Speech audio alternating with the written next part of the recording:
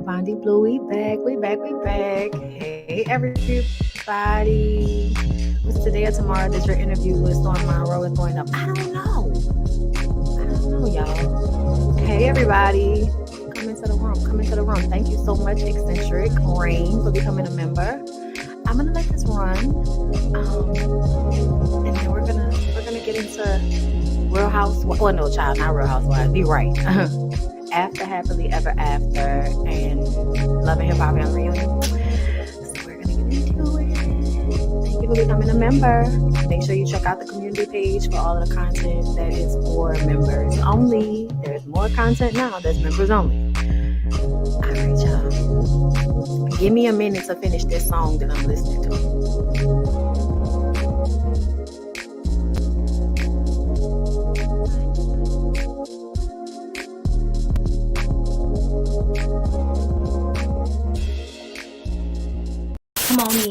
Come on in. Sorry, y'all. Y'all know I'm weird. Whatever. Hey everybody, what's up? It's your girl BondyBlue. So let's go ahead. Hey everybody, what's up? It's your girl BondyBlue. Okay, follow me on Instagram and let's get into the video. Right? Oh, slowly, baby. Come on in and close the door. Take off your clothes, drink some more. Holding your clothes, holding you tight, making love all through the night. Listen, I'm sorry, y'all. I was listening to Tank before we got here, and now the song is in my head. I wanna take it slowly. Ooh, I wanna take it slowly, baby. Oh, girl, I'm gonna take it slowly. All night, oh baby. I'm sorry, y'all. Y'all know I don't know if y'all knew, but before I get on live, girl, I be needing to listen to music so I can get myself bucked up. Okay? And child, I don't know why. Y'all gotta excuse me in this humidity. It's hot today. It is hot in New Orleans. I listen. Everybody wants to try to understand our weather, nigga. We don't understand our weather. Okay? You could get a winter, you can get a summer, you can get a rain. It can be all in one day. Okay? Oh Lord. I don't know, girl.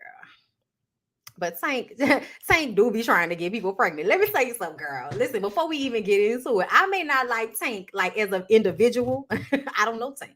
But the things I have heard about Tank from Onise and such people, child, it's giving dog ass nigga. You know what I'm saying? And the truth about it is, I feel like only a real dog ass could create the music that Tank creates, okay? Which is ignore the fact that I'm toxic and come get this dick. Okay, look, I'm sorry, but that is what Tank gives. Forget that I'm toxic. Don't worry about that. Hey, don't even worry about the fact that I'm sexually fluid. Come get this dick. And I feel like that's fair. At least he's keeping it a buck with you. At least we all know the truth about Tank, okay? Tank ain't shit, but he can. Okay, come on in and close the door. Take off your clothes, drink some more. Holding your clothes, holding you tight. Wait, the interview is up now? Why didn't tell me? Let me go see. Hold up. I didn't know that he was putting the interview up today. I thought he, was gonna let me know or something. Let me see. Let me go to start. Before we start this, because we're gonna start. Oh, it's on right now. I had no idea. Y'all, why he didn't tell me? Ain't nobody tell me. I didn't know when it was going up. I didn't know it was going up today. And I had set this recording, girl, and I did not know. I'm saying a lot of shit in that interview. It's on right now. I just saw it. I'm sorry. I did not know. Y'all, I be in my own world and I be missing, didn't even know that it was on right now. So listen, that's why I love YouTube, because all of this is going to be available to y'all either way. So if y'all want to go and watch my interview with Storm Monroe, because I was spilling my own tea, y'all can go ahead. If y'all want to be on this live with me and then go back and watch him, vice versa, whatever y'all want to do, make sure y'all check out my interview with Storm Monroe that is on right now, because I didn't know it was on right now. but it's cool. Okay, so Scotty knew. I saw Scotty's. I saw the pre to Scotty's, but I didn't see mine. I didn't see mine. So yeah, my bad. My bad. I did not know. Okay, but y'all know what it is. Storm Monroe got 200,000 subscribers, child. Okay, so he sending people over here. So I appreciate it. It was a great interview. He hit me up. I had no idea, that he was gonna hit me up, but it was a great interview and I really enjoyed it. So I want y'all to check out that interview. Make sure y'all check out that interview. Uh Child, I low-key want to click on it to see what's being said at that moment. The interview is on live. Yes. Okay, it's a premiere. We pre-recorded the interview Monday. But yeah, I did not know that Storm was going to put it up right now. But yeah, y'all should check that out. Make sure y'all check that out. And then y'all come back and tell me what y'all thought. Storm had me spilling my tea. Okay? It was a good interview though. But for everybody that won't get into, because y'all was waiting on this, and I have a yoga class at 5:45, which means I need to be done with YouTube before 5. Okay. And so we're gonna get, okay. I was just watching Wicked City. It only had one episode. It was good. It was okay. I want to see more. The one thing that I can't stand sometimes about Black witchy shows is that something about it always feels not congruent. I don't know. But I remember another show that was like a YouTube show that was like about the witches, and it was, had good storyline, but it wasn't, it wasn't gelling in the way I need for it to gel. Okay, but either way, girl, we gonna support the Black girls on Wicked City on All Black. Y'all check out that show if y'all, my witchy girls that's into it. Vanessa Bell Calloway is in it as well. It started like 40 minutes ago, so I have to catch the playback. Okay, so the interview has been on for a minute. Okay, cool. Well, this should be great because Storm Monroe should be, sending people my way. Okay, send some people my way. Okay, so if they're coming in, hi, we're about to get into some things. We're gonna do after Happily Ever After because there's no new episode this week. So we'll talk about last week's episode, and then we'll talk about the first 2 episodes of Love and Hip Hop Family Reunion. Before we do that, I'm gonna need for y'all to act like y'all like me.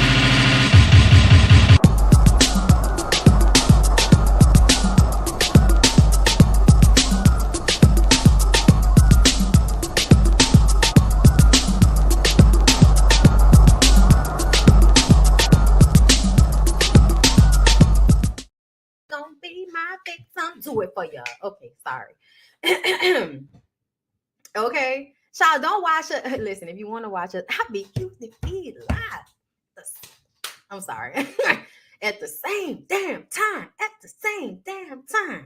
Okay. Thank you. Y'all make sure y'all like the video. Okay, so after Happily Ever After. So Will is the guy that Pam here, okay, at the bottom, Pam right here. Pam is dating Will. Okay, Will is tall, nice looking man. They've been spending some time together. He seems cool, you know what I'm saying? And Troy decided that he was going to try and punk Will because I think that Troy was trying to get Will to like make himself look bad. So he goes up to Will and Pam with this, she loves me. We're supposed to be together. You're batting, 0-2 in relationships, Will. Basically telling Will, you ain't shit. And essentially, I got kids with her. So she gonna come back to me when we go home, regardless to what she's telling you right now on this show. And so that's what I feel like Troy was trying to say. But I feel like Troy was trying to do two things at one time. He was trying to antagonize Will to make Will kind of, like sabotage the situation. Because if Will jump bad and this makes Pam feel a way, then that'll sabotage the situation. On top of the fact that, he's trying to call him out about some shit that he knows behind the scenes that nobody's talking about yet. Okay. But it was giving bitch assness. On behalf of Troy, it was giving butt hurt. And I'm going to continue to drag Troy by his glasses, okay? But getting into the notes, Will is threatening to beat Troy's ass when we start the episode. You can want your girl back, all that, but you don't talk to me like that. Will, I concur. Pam says that this is crazy. We're not rekindling anything, Troy. Okay, Pam and Troy have been divorced for 6 years, y'all. 6 years. All right. And it sounds like not only did Troy not have the tools to keep Pam happy, he also cheated on Pam during the course of their relationship, from what I understand. So it's always funny to me when men will dog you out, cheat on you, and then you finally get tired of them and you give them a little taste of their medicine, a little taste of the medicine that they've been giving you for years. And now all of a sudden they're a victim and nobody's listening to their emotions. And this is why men don't share their feelings. Oh, Troy and Peter, I can't wait to sink my teeth into you two. I think I'm smart, but dumbass niggas. Okay. So Jeremy is another one that I feel like has been skating below the radar. And good for him, because then we will find out how toxic he really is, okay? Because Troy is not fooling nobody. I'm sorry, Jeremy. Jeremy is not fooling anybody to me. Jeremy Meeks is problematic, and it's something underlying. He's pretending. It's like the Omarion effect, y'all. It's the Omarion effect. I'm going to pretend like I'm woke the way I'm supposed to be. But I'm really not that woke. I'm really petty as fuck, okay? I'm really slightly vapid and pretending to be deep when I'm really not. That's what Jeremy is giving to me, okay? It's giving fake fugazi, all right? But Jeremy says he likes Joanna, which is the new girl that was picked for him. They kissed, but he misses Tina, okay? He misses the girl that was there at the beginning. All right. And y'all know Melissa blocked them from being together because she felt like Tina wasn't making enough of an effort to get to know her, as if just because you're the kid's mother or something like that, I'm also in a relationship with you. That is not the case. I feel like Melissa is expecting for someone to date her and Jeremy at the same time. And that is not what anybody signed up for. It's not. You're weird. You can't be a sister wife and be divorced. So if you want to be a sister wife, you might as well stay married to them, okay? But this idea that you're going to pick some woman that suits you for him so that you can control the situation because you really don't want to let him go, and you thought that divorcing him would force him to do something different, but no. And that's another thing. I feel like a lot of women, and I'm guilty of this too, we will step away from situations to prove a point, and men will look at it like it's fucked up. But really, no, I need for you to change when I step away. And if you don't change when I step away, then I'm going to accept the fact that I just need to step away for good. You know what I'm saying? Like, I need to step away for good, you know? And so for me, looking at the situation, Melissa still being involved in Jeremy's life like this and wanting him to have a woman that's going to do all of this extra outlandish shit to make her happy proves to me she's not over the relationship. She's not being real with herself. You stepped away from it, but you only did it to try to pull him closer. And now you're trying to help him find the harem that he was trying to have with you, even though you said you didn't want to have that. You said you didn't want to be a sister wife. That's why y'all are divorced. But here you are trying to find a woman that is going to please you and him. Girl, you could have stayed married for all of that. But anyway, he missed Tina. Nani. So here's the thing. Nani talks to Justin about how he isn't opening up to Shar. She's noticing that it's still surface level. You know, Shar is sitting around the house by herself, and Justin is not really taking the time to get to know her. We've all said it over and over and over again that we feel like Justin is suppressing his attraction to men. That's how I feel. I could be wrong, and I'm fine with being wrong. But when I see a man like him that seems to be so nervous about letting something out that they're constantly holding everything in, yes, you could be attracted to very beautiful women because a lot of gay men are attracted to very beautiful women. I've heard gay men even say that they can have pleasurable sex with women. Doesn't mean they want to be with them. Okay? Men are special creatures. They're very special creatures, okay? And men can have sex with anybody void of emotional or even real physical attraction. It's very weird that they can do that, but that's their special power. They can have sex with somebody regardless to whether they are fully attracted to them, whether they want them or not. Women, okay, for us, there has to be something in it that's gonna make us want to be with that person. You know what I'm saying? And I feel like men not the same, so with Justin, I feel like, yeah, Justin, it feels like you're still not being honest about your whatever it is you're suppressing. You're not opening up because you don't want something to be seen. Nobody is just closed off. Oh, that's just the way I am. Yeah, okay, but because of a reason. Everybody puts up boundaries. Everybody closes themselves off, but they do it for a reason, regardless. Okay. So that's not a part of your personality, Justin, for you to be closed off and, just with all of these boundaries in place during dating somebody. It's because you're hiding something. And based off of the way, you know what I'm saying? Even him in this picture looks aggressive. Like he looks mean in this picture. And if you actually see Justin on camera, you know that he's one of the more calm, more cool, men in the group. His energy feels a little bit more feminine and masculine. And there's nothing wrong with that. There's also nothing wrong with him being attracted to men. But the truth of the matter is, it seems like he may not want to be honest with himself about that. You're around all of these beautiful women. Even in your relationship with Nani, you weren't opening up in some respect. If one argument can make y'all break up, that means there's some deeper shit going on here that you don't want to talk about. And we've already discussed how he runs from therapy, because he feels like there's nothing wrong with him. And I feel like you do know what's wrong. You don't want anybody else to know what's wrong. So yeah, and here's the thing. We are in 2022 going into 2023, but we still live in a society where people like to make it seem like someone being gay or someone being bisexual is a bad thing. It's a negative thing. That's the way they think about it, okay? So it doesn't matter how we all feel about Justin being however he is. To me, it only matters that in this society, Black men still feel like they can't show up a certain way. And Justin screams that to me. Like, it's sad, but it's the society that we live in. I feel like whenever we call these things out about feeling like men are closeted or might secretly be attracted to other men, everybody makes it seem like you're trying to shame them, or, like you're trying to be like, witch, you're a bitch or some shit like that. Like, look at you undercover. Y'all pull him out of the closet. Like, no, that's not what it's about. But you can't go on a dating show, not open up, have all of these little things about you that kind of add up to create kind of a full picture. And when somebody sees the picture and they're like, hey, sir, it kind of seems as if you're concealing something. It may be the fact that you're a little bit more sexually fluid than you're comfortable with admitting.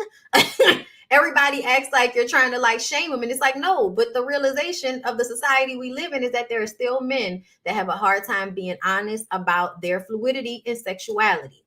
And so I think the more we talk about these things and we stop being so negative about it, maybe people can feel more comfortable with being who they are, whatever that looks like. But that's also a personal journey. And that's why I feel like Justin needs to go to therapy and stop playing like he has everything figured out. Nobody has everything figured out.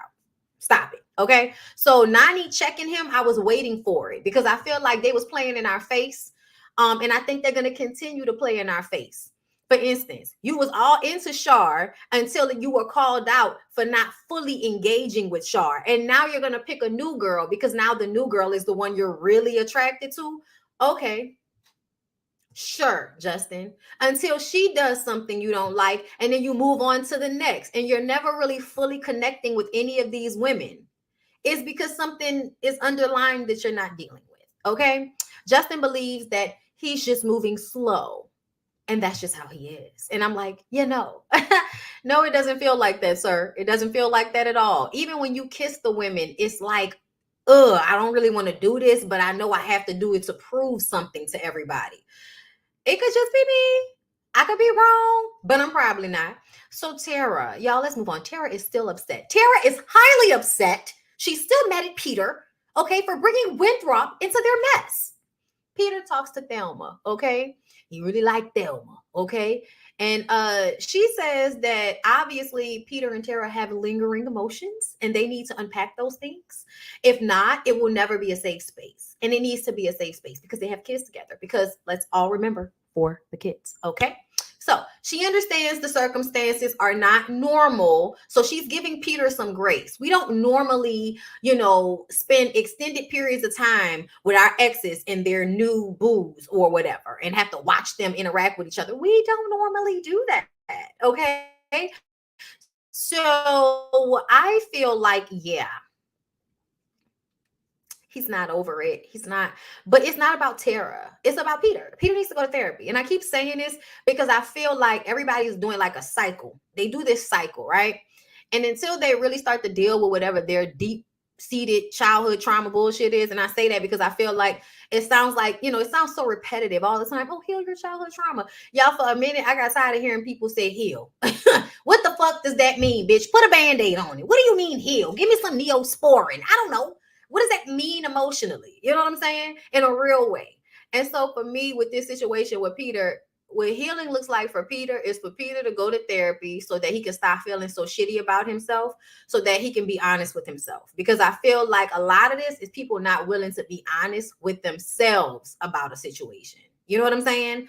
So I think that if Peter would just go to therapy, be more honest emotionally with himself, then eventually he can work to being more honest with other people. But right now, it's so much damage in Peter. It gives all I can do is be charismatic, make women feel good every now and again with my toxic dick, and then, move on to the next. So I feel like if you know that you can't really be in a long-term monogamous relationship, you need to go and deal with why that is. And then you need to stop lying to people that you come into contact with about what you want and what you could give them in the relationship. Because niggas like Peter like the love bomb women. And then once those women are all enthralled into the situation, digmatized for lack of a better term, you then start to pull back. Because it's almost like you only want it for the chase. And once you get it, now you're scared. You know what I'm saying? So I feel like Peter just needs to be honest and say, as soon as he starts fucking with people, hey, listen, I'm a good time and I'm good dick. But emotionally, I can't sustain a relationship with you. Financially, I can't sustain a relationship with you. We can have a few good moments here and there, but outside of that, I don't have it within me to give you anything more than that. He's never going to be like honest with women about that until he deals with that. Deal with that. And then we can talk about some fucking relationships and shit. Tara needs to heal as well. You know what I'm saying? Because I feel like Tara is still in the area of loving Peter because she's still angry with him. I think when you stop fully being angry, that's when you really don't care at all. You know what I'm saying? And she's still so angry that I wonder if she is as over Peter as she claims to be. She should be over Peter. And it doesn't even really fucking matter if she not fully over it or not. She don't need to go back to the nigga. And she absolutely needs to start dating people that are more emotionally sound. But it's about getting rid of your trauma so you can be attracted to what is safe and emotionally sound for you, especially if you realize you've been in relationships with niggas like Peter that just take and dog you out, and all they give you is a few nice moments, beautiful children, and good dick. But outside of that, they leave you pretty much to handle life on your own. And you get so used to carrying their load that you think that's what normal, shit is in relationships. And it's like, no, I need to just carry my load, and I need to find people that are going to fuck with what I'm on. You know what I'm saying? Instead of me bending myself into a pretzel to fit into this situation, which is, I feel like, what Tara has always done. Tara has always found a way to fit this Peter situation into her life. And it's like, no, it doesn't matter that you have children with him. At some point, he needs to be on the outside looking in. And he's still not on the outside looking in. Because to me, I feel like Peter is old reliable dick to Tara. So when Tara doesn't want to get emotionally invested in other relationships, but she still need the dick, she's still going to call Peter because she know he can scratch the itch. And until she stops fucking him, I don't think she's ever going to be able to fully move on because she's still emotionally attached to him. So sometimes that's why women need new dick, because new dick helps them get from under the other dick that they were stuck under. And I feel like she's been stuck under Peter's heavy dick for a while now. So if Winthrop can help pull her in a direction and show her you can have something else, you can have good sex. You can have somebody that is passionate with you, but that also doesn't emotionally abuse you. If she can feel that that's a real thing for her, then she'll feel easier about completely letting him go and detaching from him emotionally. But she hasn't done that yet. So we'll see. But Peter, in his situation with Thelma, he wants to fuck her. She's beautiful, but it's never going to be more than that. And Thelma knows that. Everybody knows that. Like, it's just a TV show. So Amarachi, y'all. Amarachi is still feeling a way about Gary not defending her. Also, we all know that Gary is not the most attractive for what this young woman may want. Okay. And that's no shade to Gary. Gary seems like he's funny. He has a great personality. He's a comedian. He has stuff going for him. This show shows that he's doing something. So, at the end of the day, that's no slight to Gary. But if you're not fully into a man, then you don't need to be with him. Him making you laugh ain't enough. Okay. I need you to make this, I need for you to make this coochie wet, like from across the room. You know what I'm saying? And if you can't make this coochie wet from across the room, then we don't have anything to talk about. Stop, stop taking what is given to you just because it's better than the bad shit that you had before. You know what I'm saying? And I think a lot of women do that. You see a man that doesn't have the negatives that the last nigga had, so you hold on to the good things about him, and then you start to ignore his bad traits because you're only reacting off of the last relationship that fucked you up. And I feel like that's what Amarachi is doing right now. Okay. But Gary says in order for him to defend her, he has to be her man. And I don't like that. And I feel like that's the part about men that I feel like is bitch assness. And I say that because I feel like it should be about right is right and wrong is wrong. And I have felt so often in my life that men or boys, whatever, who claim they love me or that they were my friends, whatever, if they're not fucking me, then they can't protect me. And I feel like that's fucked up because as a woman, I understand what it is to be protective of anybody I love, regardless to whether I'm fucking them or not. And men don't live in that same space. And to me, that's some bitch assness. Okay. Because it tells me that you only want to show that amount of effort with women you're having sex with because you're too scared any other time. Like only the pussy is going to push you to be fearless against somebody you're scared of. And I'm not saying that men should be going out trying to get into confrontations on a woman's behalf because it doesn't always need to be fight, shoot, kill. You niggas always go to the extreme with situations. But the overall energy in our society is that most women are not safe with most men. And that's a problem to me. If y'all care about a woman, even as a friend, you should not be so willing to throw her under the bus just for another man to like you. That's weird as fuck to me. Is it just me? Like, talk to me, people. Is it just me? Like, let's think about this for a second. If you're trying, Gary, if you were really trying to date Amarachi, why is it that you feel the need to keep shit cool between you and her ex-nigga? Why? Why does she have to fully be your woman in order for you to defend her? But I bet she doesn't have to fully be your woman in order for you to deep dive your penis inside of her body, right? It's so funny to me how Black men or men, period, are always in a space of, I can only do this for you if you belong to me. Like I had a friend, I had a homeboy that did not want to fight and I'm saying fight, but I mean like physically, he didn't want to compete, not physically fight, but compete. A lot of you men don't want to compete for a woman. You want a woman to compete for you. And that's weird as fuck to me because you want the pussy and we have no idea what the dick is going to do. You know how this is going to end for you. We have no clue how this is going to end for us. So if you really like somebody, if you really fucking with them, then you need to be moving based off of that, not moving off of the idea that I don't want to upset your dude. And y'all always care more about the man. Y'all don't know the man. Y'all don't give a fuck about the man. The man don't give a fuck about you. But you got more loyalty and you care more about what that man thinks than you care about what that woman thinks. And that is crazy if the woman is the one that you're supposed to be interested in. That's crazy to me. I don't know that it's the other way around like that. You know what I'm saying? Ugh. Anyway. So I understand why Amarachi doesn't want to date Gary. And I feel like that whole mindset, like, no, I don't want to date a man that I feel like is so afraid of pissing another man off that he will leave me to fend for myself. I don't like that. Because as a woman, I would step in front of, you know what I'm saying? Like I would step in. I have done that before, y'all. I have stepped in front of my husband in physical altercations because I felt like the person wasn't going to touch me and you're not going to touch him. So no, I don't want to ever be around or with men that are so scared to offend another man that they'll allow me to be hurt when that's not how I work as a woman who physically is not, going to be able to fight this man. And I didn't have to do that, but that was my instinct. So why is your instinct to run scared and you're the man? That shit is crazy.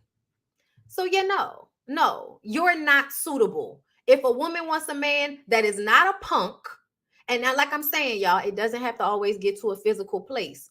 You men need to learn how to control yourselves and not escalate things to a life or death situation because you're in an uncomfortable situation.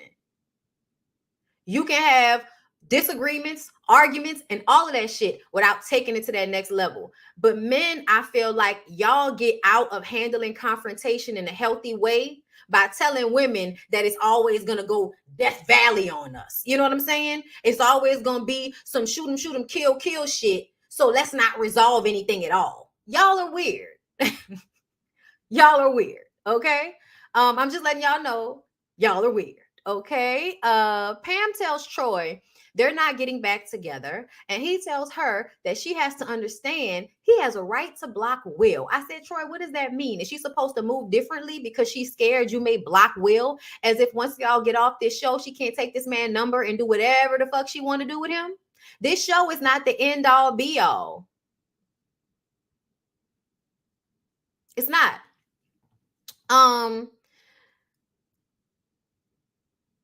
She reminds him that eventually when they get home, he's going to get a girlfriend and she's going to be petty and she's going to be able to be petty. So just remember that. Just like you think you can make Pam's life hard here on this show, remember when y'all get home, Pam has custody of the children and she can make your life hard too. Okay? Let's remember that when we want to be petty. Okay, I love that conversation. You better get them, Pam. You better get them, girl. Okay, exactly. Worried about another man's feelings over your lady, and we are adults, not kids. They stay in that elementary mindset. They do. Like, grow up. Grow up for all of our sakes, because we're tired. Okay. Peter apologizes to Tara for saying things that he regrets last night. He said he went too far when they got into it, by the jacuzzi. Oh my God, if I can just make $5,000 so I can buy a jacuzzi and some ceiling fans, like I might not want to move out of this house. I want a jacuzzi. Anyway, he apologized, but his apology don't mean shit because we didn't heard it all before. All of your sweet talk, baby this, baby that, but your lies ain't working now. Look who's hurting now. See, I had to shut you down. I had to shut you down. Okay, used to hang on to your every word. But the more you lied to me, the more I heard. The things you used to say would sound so sweet. Listen, I'm sorry, y'all. Y'all know how we get caught on that Sunshine Anderson. That lady had one album, okay? One album. And we will quote that shit like it came out yesterday. Shout out to Sunshine Anderson for that one album, girl. That one album was fantastic, okay? I need to go back and listen to that album because when I first got that album and that song came out, that whole album was good. I don't know why I ain't never went back to it. But anyway, y'all, I'm sorry. But Tara has heard Peter's apologies before, okay? He says it makes him uncomfortable to watch Winthrop rubbing on Tara's ass in front of his face. And Tara says, all I hear is you, and you. She says that she's in a different space. She's tired of taking his shit. She says, let me be happy like everybody else, Peter. Peter says that that's why he not blocking Winthrop, because he do want her to be happy. Tara says, what makes you think you have that kind of power? He says, that's how the show will, bitch. But see, what she trying to make you understand is, regardless to whether we are on this show or not, okay, exchange your phone numbers, I'm fucking Winthrop, okay? Like, you're not going to tell me I can't fuck Winthrop. If I want to fuck Winthrop, I'm going to fuck Winthrop. Like, what? I can meet Winthrop outside this house. So, like, her point was that it doesn't matter what you're talking about, Peter. If I decide I'm fucking with Winthrop, regardless of the show, I'm fucking with Winthrop, okay? Child, the fact that he thought he was doing something on this show, I can block him. She says, whatever is happening, let this flow natural. He says, but this is not natural. I would never be around you with another man palming your ass. Calm down, first of all. First of all, Peter, calm down, okay? Because I don't like that you're screaming at me. He gets up and walks out. She says, it's always him going from being very apologetic to being rude when he doesn't get his way. And I say, yeah, that's how it is. And that's why I tell y'all, when people want to come and apologize, I want to know exactly what you're apologizing for. People used to make me feel like I was fucked up and I was just being so hard on somebody, because if you come to me and say you sorry, I'm going to be like, what you sorry for? Because I want to hear what you are apologizing to me for. Because a lot of men tell you I'm sorry so that you will stop being angry at them, because they don't like that you're angry with them. So they want peace. So they apologize. It's not because they're really sorry. It's not because they're not going to do whatever they did to upset you again. It's just because in this moment, they want you to get over it. So when you apologize to me, I need to know what you're apologizing for. Okay? Child, I just had a situation like that where somebody apologized to me for something, and because I felt like it wasn't the time to really go into it, I just accepted it and moved on. But I literally can remember in my head being like, what you apologizing for? What are you apologizing? I want to know what you apologizing for. But I knew that they wasn't going to have that conversation. They just want to get over the negative energy, but they don't want to actually have the conversation to resolve whatever the issue is. And if that's the case, then get the fuck out my face. Let me be mad at you. Let me feel how I feel, because you're not ready to actually be sorry for what you did. So, brick wall. The fuck? Anyway, so Bow Wow comes out. And you know, whenever Bow comes out, some decisions have to be made. Peter and Troy talk about how, as men, I feel like, I love this part, y'all. I love this part where these niggas decided to stand in this circle and give us their waiting to exhale moment. Like it was like Troy and Peter. Count on me through thick and thin. Fuck niggas that will never end. When you are weak, I will be strong. Helping you to carry on. Call on me, we are fuck boys. Don't be afraid. Please don't leave me. If you a fuck boy, you can count on me.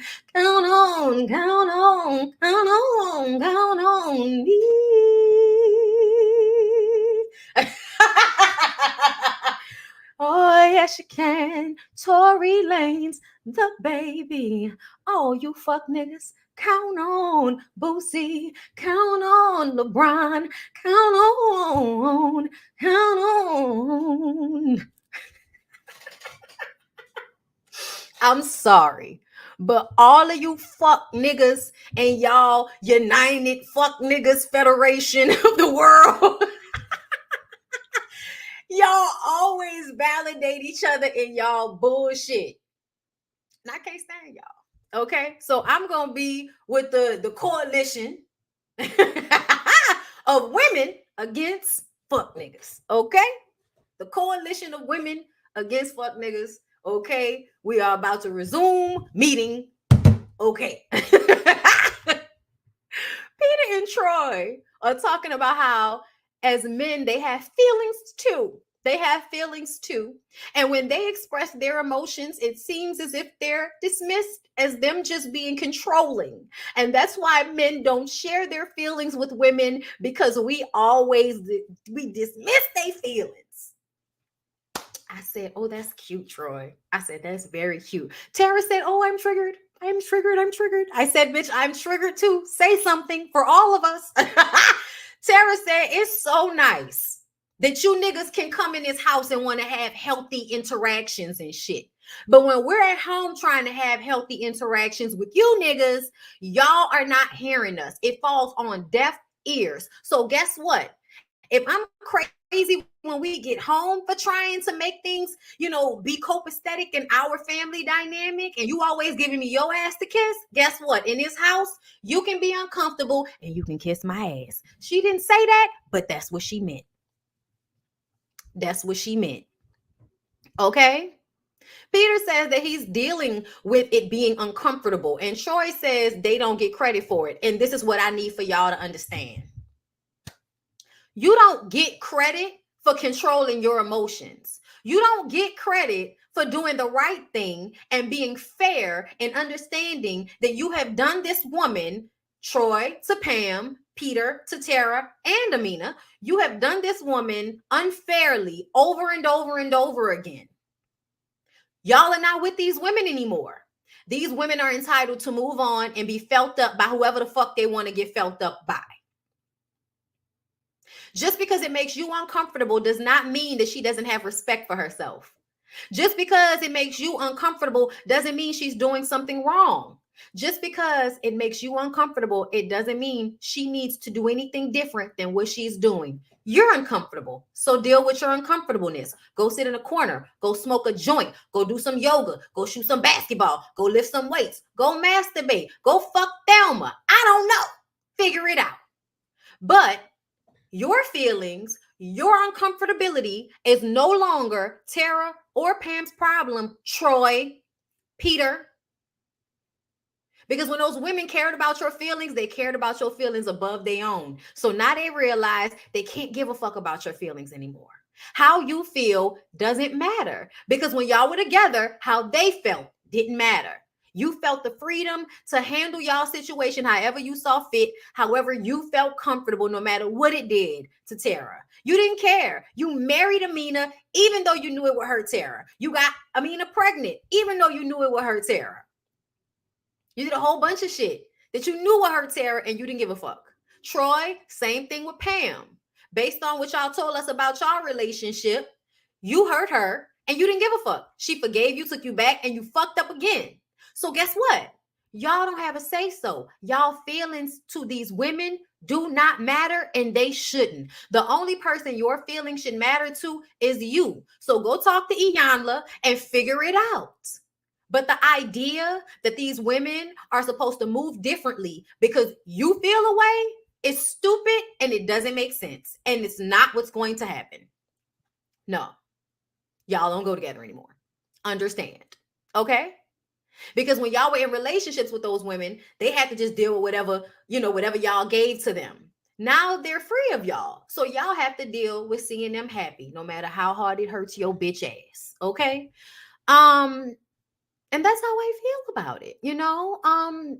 Tara says, I have dealt with so much from him. I want him to give me that same respect. I want him to do the same thing that I've been doing for him and shut the fuck up. I said, yes, ma'am. I agree, Tara.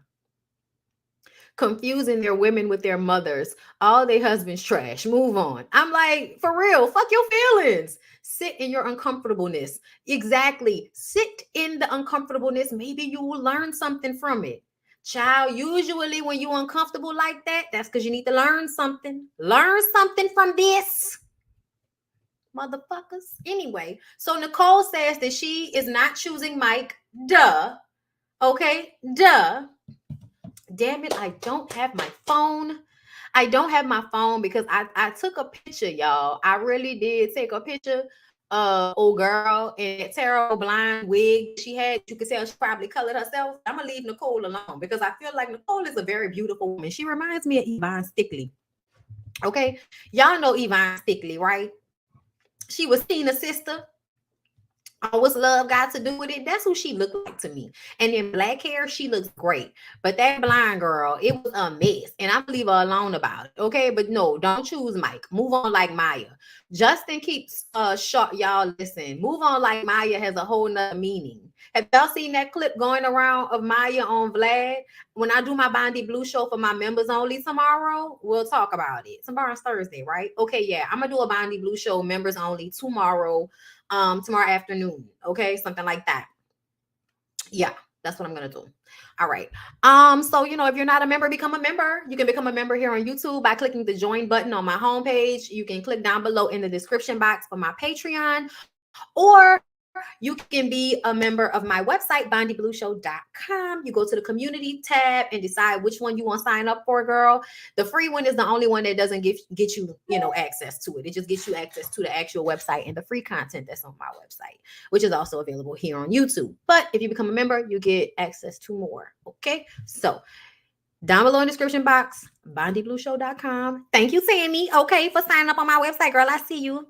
So y'all make sure y'all do that. Okay. And let's move on. So it's what came out. Sometimes you have to just see what comes out. Y'all, I had to get Olivia a diaper because she's in heat. And I got her a new bed. And now she's laying on her new bed in her diaper. It's adorable. Anyway, I'm sorry. So where was I? Amarachi tells Gary that she wants to know that he will be down for her even if it doesn't go there. And he says he's always ready to go to war for her. He got the tanks out front. And she laughs and says, all right, well, I'ma love him. And I was like, girl, Amarachi, him making a joke was bullshit. Him making that joke was bullshit. He is not about to pull up no tanks for you, girl. So she should have just let him go at that moment, but she kept him. Pam is keeping Will, even though things got heated with him and Troy. Troy doesn't agree because Will has a fuse. I'm like, you antagonize that man, and then you try to use his anger as a way to kick him out the house. Boy, bye. Jeremy leaves Joanna because he missed Tina. Melissa says it wasn't a fair 48. Girl, he does not have to give a fair 48 to whoever he doesn't want to. He doesn't have to give a woman he's not interested in attention just to make you feel good. Like, girl, bye. Melissa, go to therapy, girl, please. Yes, I'm still doing Patreon, but I'm not doing yearly subscriptions anymore. It's monthly. Okay, everything is monthly. On YouTube, website, here, everything is monthly. That's how I'm doing it. But I decided to keep Patreon just because I like having several streams of income. And website, YouTube, Patreon makes me feel like several streams of income until I can start getting more hosting gigs. Okay. So until then, girl, yes, we still gonna do Patreon. So y'all can decide whichever one y'all want to do, but it's the same content. The only thing that gets you access to all of my content forever is becoming a royal, a royal blue member. Is it a royal blue? It's blue and then it's another. Why am I spacing on my own shit? Okay. Don't judge me. Okay. Don't judge me. But y'all know whatever the highest tier is, the highest tier gets access to all of my content. All of my content that's available because everybody else doesn't get it. There's one that gets you access to, the new stuff, the lives that are members only. And then there's one on the website where you get to see everything that I've ever done, basically, that's available. So there's that. But thank you so much. And hey, everybody coming from a Storm Monroe interview. Hi, welcome. I appreciate y'all. Come on, my members. I love y'all. Okay. Yeah, it's Baby Blue and Royal Blue. Baby Blue members get access to new content. Royal Blue members get access to all of my content, and that's old stuff too. And so I have playlists on there, and I need to create more playlists for my Royal Blue members so y'all can actually see the old stuff versus just going by year. But anyway, y'all, let me go ahead and continue on because we got to finish this so we can get into Love and Hip Hop because I know that's what y'all really here for. But the relationship issues on After Happily Ever After tap into some real shit, y'all. Okay, they really, really do. So like I said, Jeremy leaves Joanna. Peter loves Thelma. Tara, but he actually left it up to her and she said she was going to stick around. Tara loves Winthrop and she needs for Peter to be happy for her the same way that she's been happy for him. And she's been able to put her bullshit to the side in order to, be a sister wife with Amina. I need you to do the same with Winthrop. Nigga, be a brother husband with Winthrop. Okay. That's what I'm asking for. You want a sister wife? I need a brother husband, nigga. Okay. Thank you. So everyone is going to this mixer. There's one last mixer and it's only the singles going. So all of their exes have to stay upstairs and they don't have a right to choose for them anymore. Amarachi ends up talking to Cornelius, who kept falling asleep on Nicole. Nicole locks eyes with this man with a huge beard named Samson. Okay.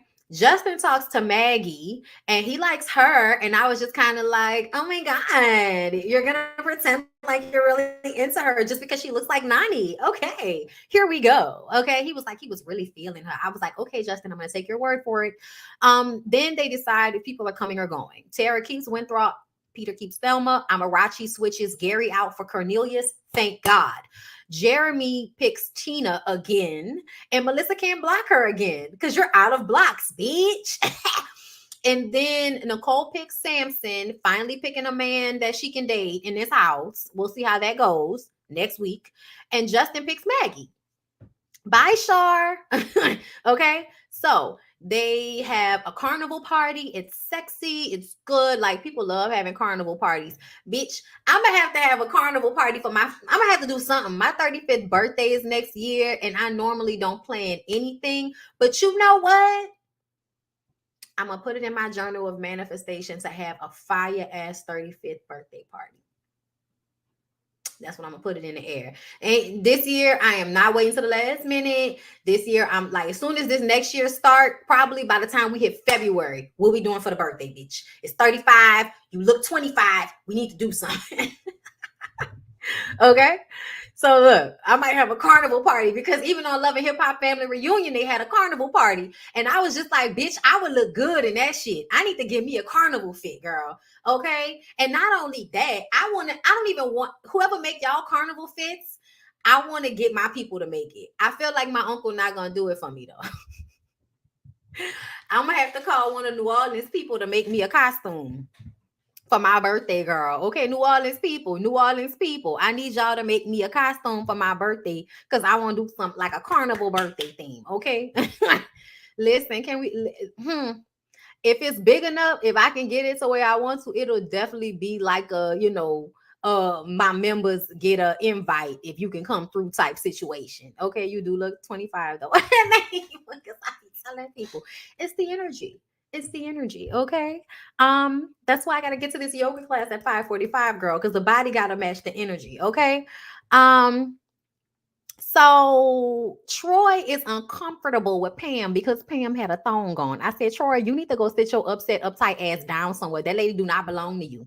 That lady can do whatever the fuck she want to do. If that lady want to be out here in a thong, then that lady could be out here in a thong. And then the idea that you niggas feel like women don't have respect for themselves if they feel good about their bodies and how they look sexually, like, that's such bullshit to me. I'm over that. Like, y'all have now equated women loving their bodies and wanting to show it off because it looks good. Y'all have equated that to a woman not really having not really knowing her own value, because women who are over sexualized don't know their value, so they use their sex transactionally. But these are two different things.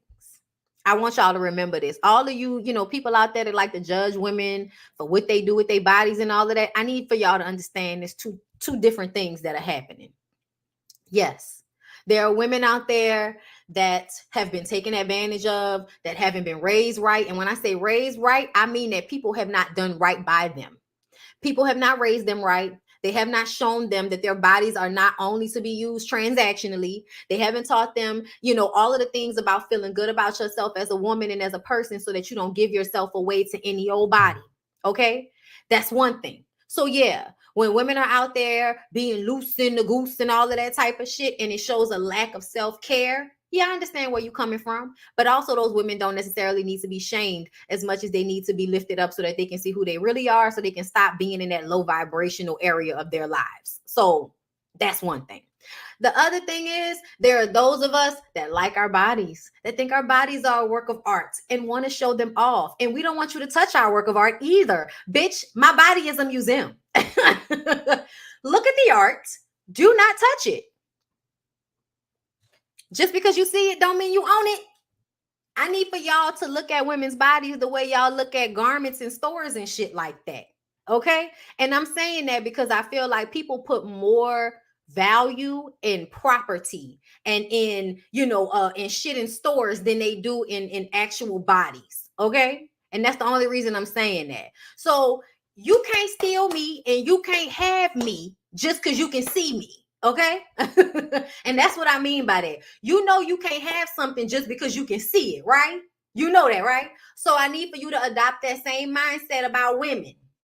Just because our bodies are beautiful and you find us sexually attractive and we want to show our bodies off, that does not mean that you can take anything from us. That does not mean that you are entitled to us. That doesn't mean you're entitled to our energy, our attention, none of that. Be in the museum, nigga. Appreciate the art and go on about your way.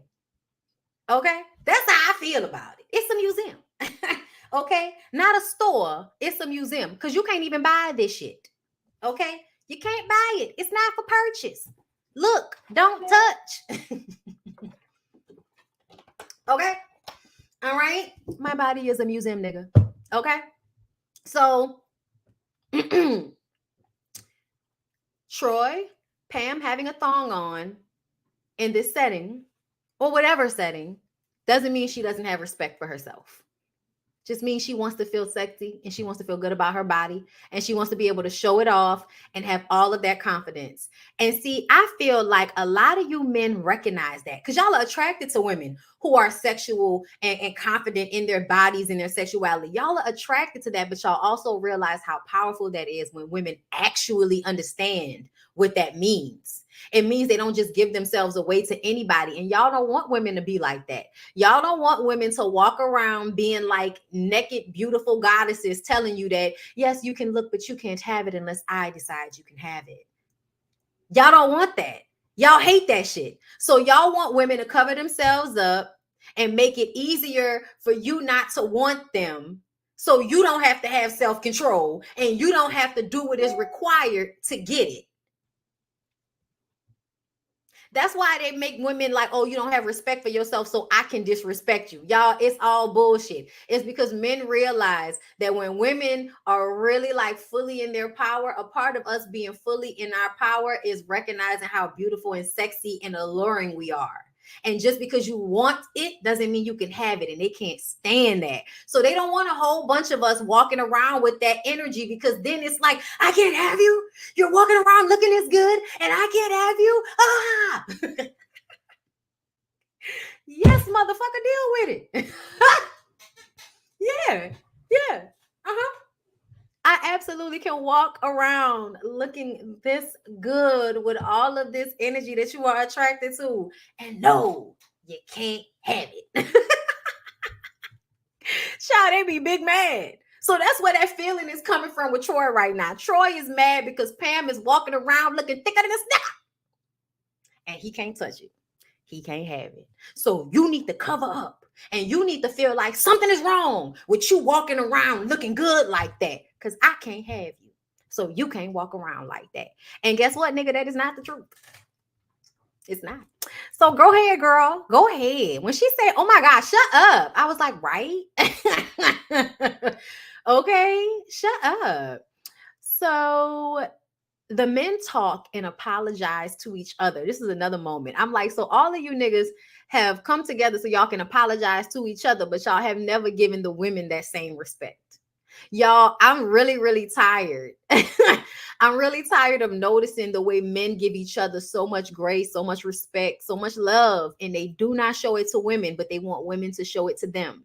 And that is annoying to me because that's what I saw. I'm glad that all you niggas could have a come to Jesus moment and decide that y'all are not going to kill each other over pussy. We're great on that. We're so happy. But at the same time, the same grace, understanding, and respect that y'all give to each other, I wish y'all would give it to the women. So anyway, Nicole tells Pam some messy shit.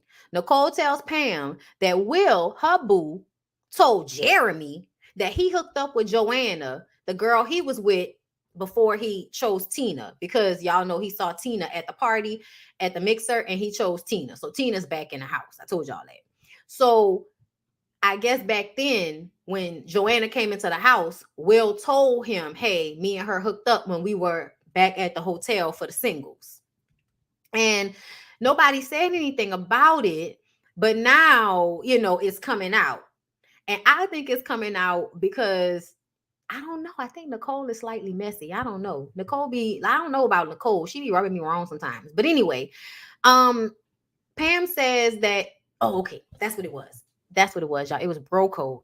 Pam says that it was bro code for him to go and tell Jeremy that he slept. Or he didn't sleep with her, but that they might have done something, made out, touch each other, whatever. But they said they didn't have sex.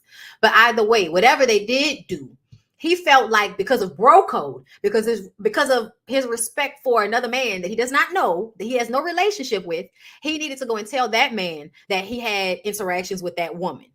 But failed to tell the woman that he was interested in, Pam, that he had an interaction with another woman in the house, as if she didn't need to know that either. Like she needed to know it just as much as Jeremy needed to know it. Nigga, are you serious? And you didn't tell her, you told him, and then it found its way back to her.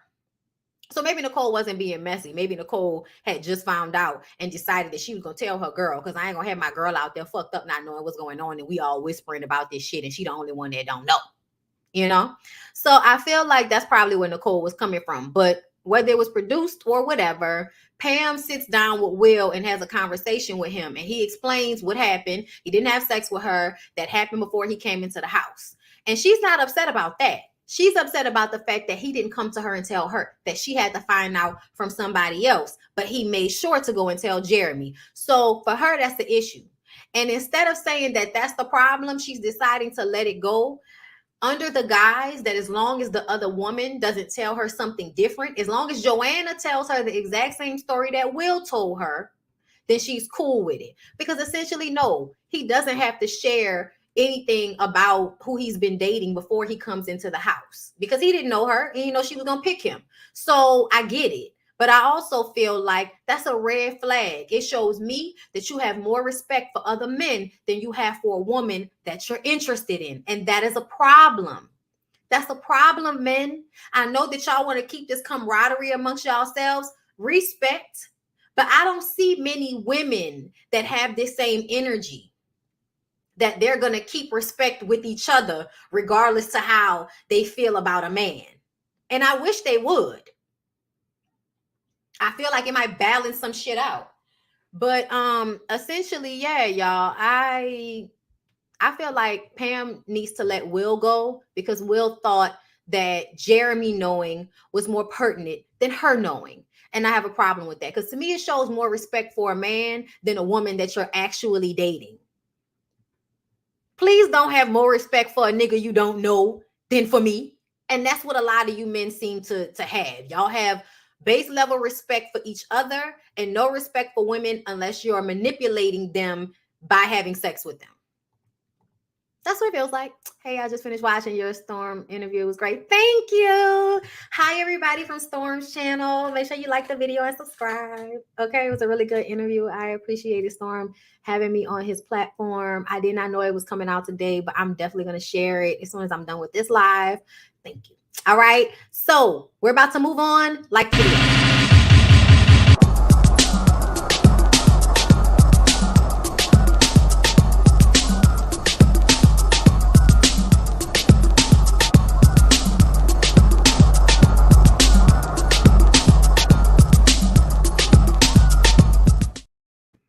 Okay, hold up. I just realized I do not have a graphic for Love and Hip Hop Family Reunion. So give me a second. Y'all, what are y'all thinking so far about Love and Hip Hop Family Reunion? Because this is season 3 of it, but this season they just invited like a huge mosh posh of people. But I'm gonna tell y'all one person in particular that I am very happy to see. And like whenever I see them, I'm happy to see them. Chrissy.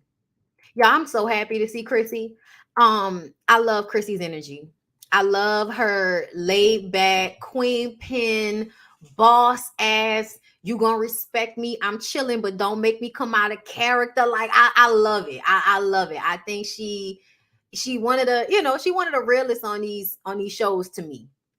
I may not have always agreed with the way she handled things, but I have always gone up for Chrissy in one way or another. And I'm gonna continue to do so because I was very much here for her.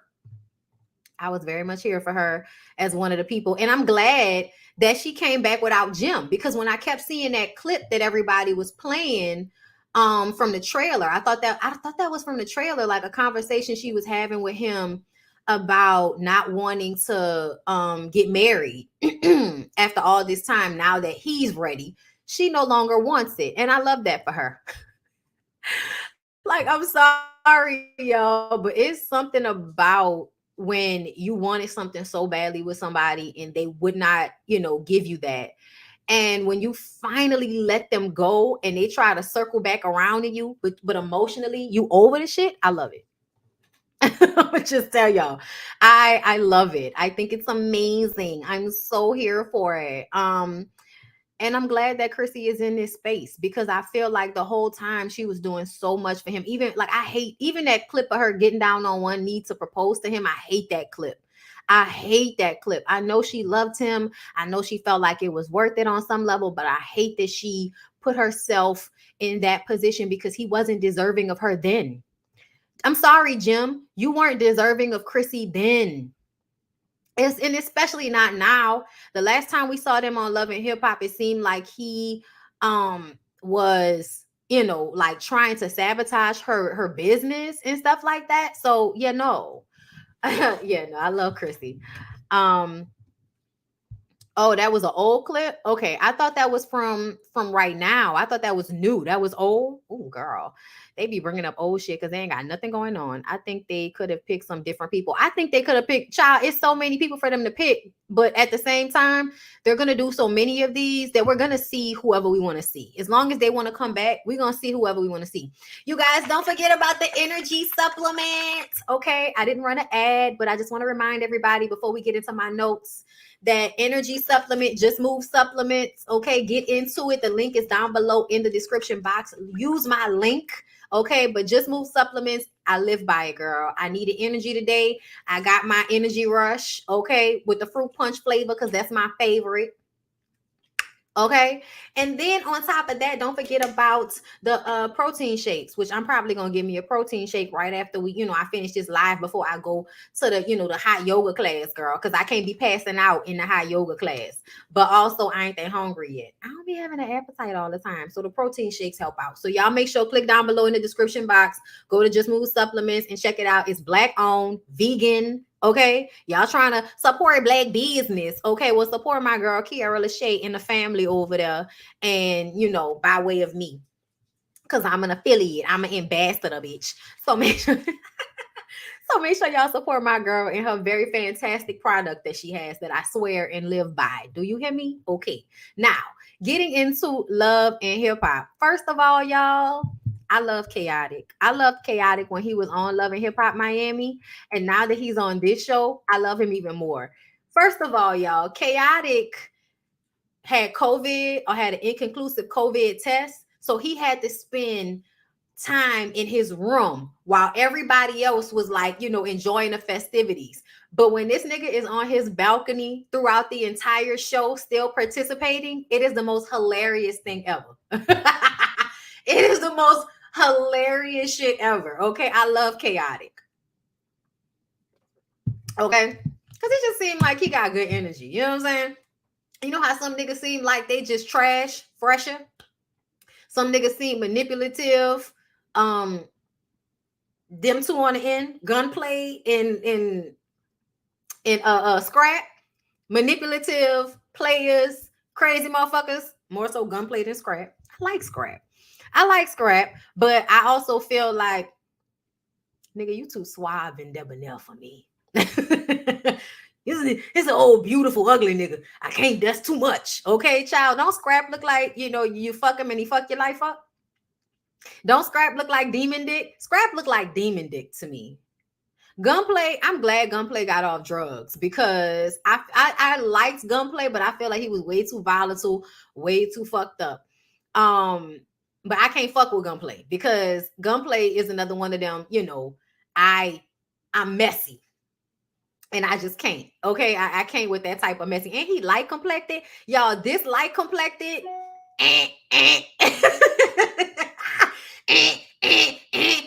Don't do it. Red flag. Run the opposite direction. He gonna ruin your credit. He gonna fuck up your life. Run. I liked him, but he ain't safe. Gunplay is not safe, y'all. Okay, and we're gonna get into it. So chaotic COVID test is inconclusive. Wait, no. I gotta start at the beginning. I'm sorry, y'all. Let me start at the beginning. That was the notes for the second episode. I'm gonna start off on this first episode, okay? This is the only video I'm doing today, so if y'all here for a long time, please forgive me. I miss y'all. So Spice is the only person on Love and Hip Hop with an actual music career. So she invites everyone to Jamaica. Spice called Amara La Negra, Carly, and her lips, and then Estelita. I said, bitch, not y'all calling Estelita. Girl, I ain't mad, Estelita. Get your check, okay? Spice is single now because she let go of that producer nigga that she was messing with. What's his name? Justin? Girl, I don't even remember his name. All I remember is he was trying to tell Spice what she needed to do on stage. And that's when I was like, let him go. Let him go. He gonna be in the background like Lorenz Tate on the Rain on Me video. Let him go. If he can't accept you and champion you and support you and popping pussy on stage, then he need to go. Okay? I'm sorry. But Spice's career is not one of a stripper. So whatever she doing on stage, that's a part of her stage show, and she should be able to do that. And if you gonna come into her life and take and reap the benefits of the hard work she didn't put in slamming her ass against the concrete, okay, against the wood on the stage, he ain't no good. Get rid of him. I'm glad she's single. Single again, back on the rock. I thought it was perfect. I'm F-R-E-E, fuck nigga freak, fuck him. Gotta worry about no fuck nigga cheating, and I'm S-I-N-G-L-E again. Me hanging out the window with my ratchet ass friend. Let go. Oh, oh God. Okay, I had to give y'all that one. Trick, Scrap, KK. Child, KK and her old lady BBL body. Whoever knew that episode of Golden Girls would be so factual? Do y'all remember that episode of Golden Girls where they talked about, freezing their head so that they can wait until they can get a young body? And now you got the old head on the young body. That's what KK remind me of. No disrespect, KK. You look good, girl, but it absolutely gives. This my young bitch body, and it's my old bitch face and neck. Okay. Forgive me. KK is beautiful, though. Mariah Lynn and Alexis Sky come in. Okay, come on for the BBLs. For the BBLs. Carly, come on for the BBLs. Child, y'all hoes booties look weird. I hate to say it. I hate to do this to you, but y'all hoes booties be doing some weird shit, y'all. Every time I saw Carly from the back, I was like, every time I saw Carly from the back, I was like, what is that? Oh my God. Right. Jamaicans jump on speakers. Right. Okay. Slam that shit against the concrete. I thought she and him was good together. They are not. They are not. The hips look weird. And then the butt, like your butt wants the dough. You know what I'm saying? Like your butt want to be like doughy. You know what I'm saying? Little imperfection. They shit be like huge and then lumpy all over the place. It's like Carly. Like, I don't care what nobody say. If Carly would have just drank her water, got into some yoga and worked out, been like, the girls that be in the gym and all of that. I know she don't want to do that. It's obvious that Carly has never wanted to work hard for anything, which is why, this is where we see her today. This is after not working hard your whole life, girl. Good for you. But I do feel like when it comes to certain things, you should work hard for it so you don't look like this. Because essentially, Carly, you feel bad about yourself amongst all of these young girls. Because even though all of y'all have fake lumpy booties, at least they still have their young faces. And Carly, I feel like if you had left your face alone, you would look, you would honestly, I feel like it would really be no real teller. Because I feel like Carly was aging very well. I don't know why she did shit to herself. When they played that clip back, or when we was shaking the table, bitch. Y'all remember we was shaking the table with K Michelle and her original face? I was like, oh my God, look at everybody's original face. Oh my God, y'all was so cute. Let me tell you something, K Michelle. Your nose job was unnecessary. I was looking at K Michelle. I was like, why did she do that? Like, I mean, she looked great now, but it be looking unnecessary. And now I'm looking at Carly, and Carly has the old lady Joker like smile thing going on, because it's pulled up, but she doesn't have any control of it. When y'all do too much with the filler and the Botox, like I don't know, it just be giving sharp eyebrows. It gives sharp eyebrows, big cheeks, big lips. Like it's just Carly, you were so good. Carly was so good. Y'all don't. I feel like people don't know how old Carly was when Love and Hip Hop Atlanta first came out. Like Carly was like good in them 40s. I feel like when Love and Hip Hop Atlanta came out, and she looked like that. It's only been 10 years. She should really look exactly the same if she would take care of herself. But she don't take care of herself. She want to get surgery, and now you look crazy. It's so sad. But Carly mad at Mariah for calling her messy. It's like, bitch, you are messy. Well, you don't know me. We don't need to know you messy, bitch. The fuck? I told y'all Chrissy back. I love her. Gunplay is back with a haircut and hopefully off the cocaine. It seems that way. Good for you, brother. Good for you. Okay. Jen and Fresha are back. And we did not ask. We did not ask for them. Girl, I didn't even remember them. They had to remind me. I said, who's that? Look at. Oh, yeah. Now I remember. He was fucking his artist, but his career wasn't even popping. How you got an artist and your career ain't even popping like that? But anyway, hey Karen girl, thank you for the super chat. When his hair was long, Scrap looked like a generic reel from Real Jam. R.I.P. with his beautiful self. Did you see Tokyo live? Too much energy for me. Carly, no, I didn't see her live. I'm gonna go look it up on Instagram. Somebody put it in BBS stories for me, and I'll pull it up when we finish this. Carly aged out of VH1 before the pandemic. She need to go to OWN or HSN or something. Girl, not HSN. That bitch need to go sell something like Nene. Thank you for the super chat. That's hilarious. Okay, Tiara Marie and Nikki Baby. Oh my God, like I so miss Nikki Baby. I just really wish they would bring Love and Hip Hop Hollywood back, but we need new people. But like y'all could definitely have Nikki Baby on there so that she can have events for y'all to come and fight at. Because like I ain't gonna lie, like I really miss just seeing Nikki in the confessional, like talking like this for no reason. Like, I miss Nikki Baby, y'all. That was my girl in the confessionals. Listen, hold up. After like season 3, I started liking Nikki. Was it just me? Nikki was my girl, okay? Okay. Wait, hold up. Don't insult Eartha Kitt like that. She had, girl, who had talent? Who's Eartha Kitt? Carly? Yeah, she had talent, all right. Y'all remember what she said she did with her feet with Jock, right?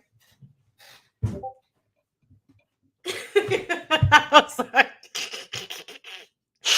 Don't ever do it. Don't ever show us Jock. Don't ever show us the footage. Lyrica Anderson is there. Y'all, Lyrica was there, but the second episode, I felt like she wasn't. I don't know what happened. She and A1 are going through a divorce. Thank God. Amara tells Jen and Fresha that, oh, we're so happy to see you guys together. You know what I'm saying? Oh, I'm going to be living vicariously through your love. And I'm like, Amara, first of all, Amara was being on bullshit when she said that. I feel like she was being facetious. But, if Jen happy that her and this ugly ass nigga have been able to, get married and pull it together, then great. Fresha comes out of his mouth out of nowhere so he can make a splash because he knew we weren't going to be paying attention to him if he didn't do something. So he comes up to all of the women who are congratulating him and Jen on their marriage and staying together after all of his cheating. And this nigga says, excuse me. And this nigga says,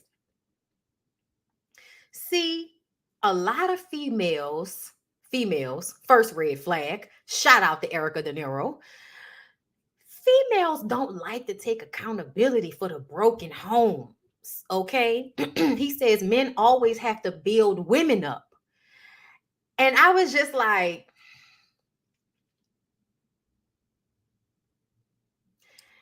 this is why, Jen, that you should have left that nigga in the 7th grade.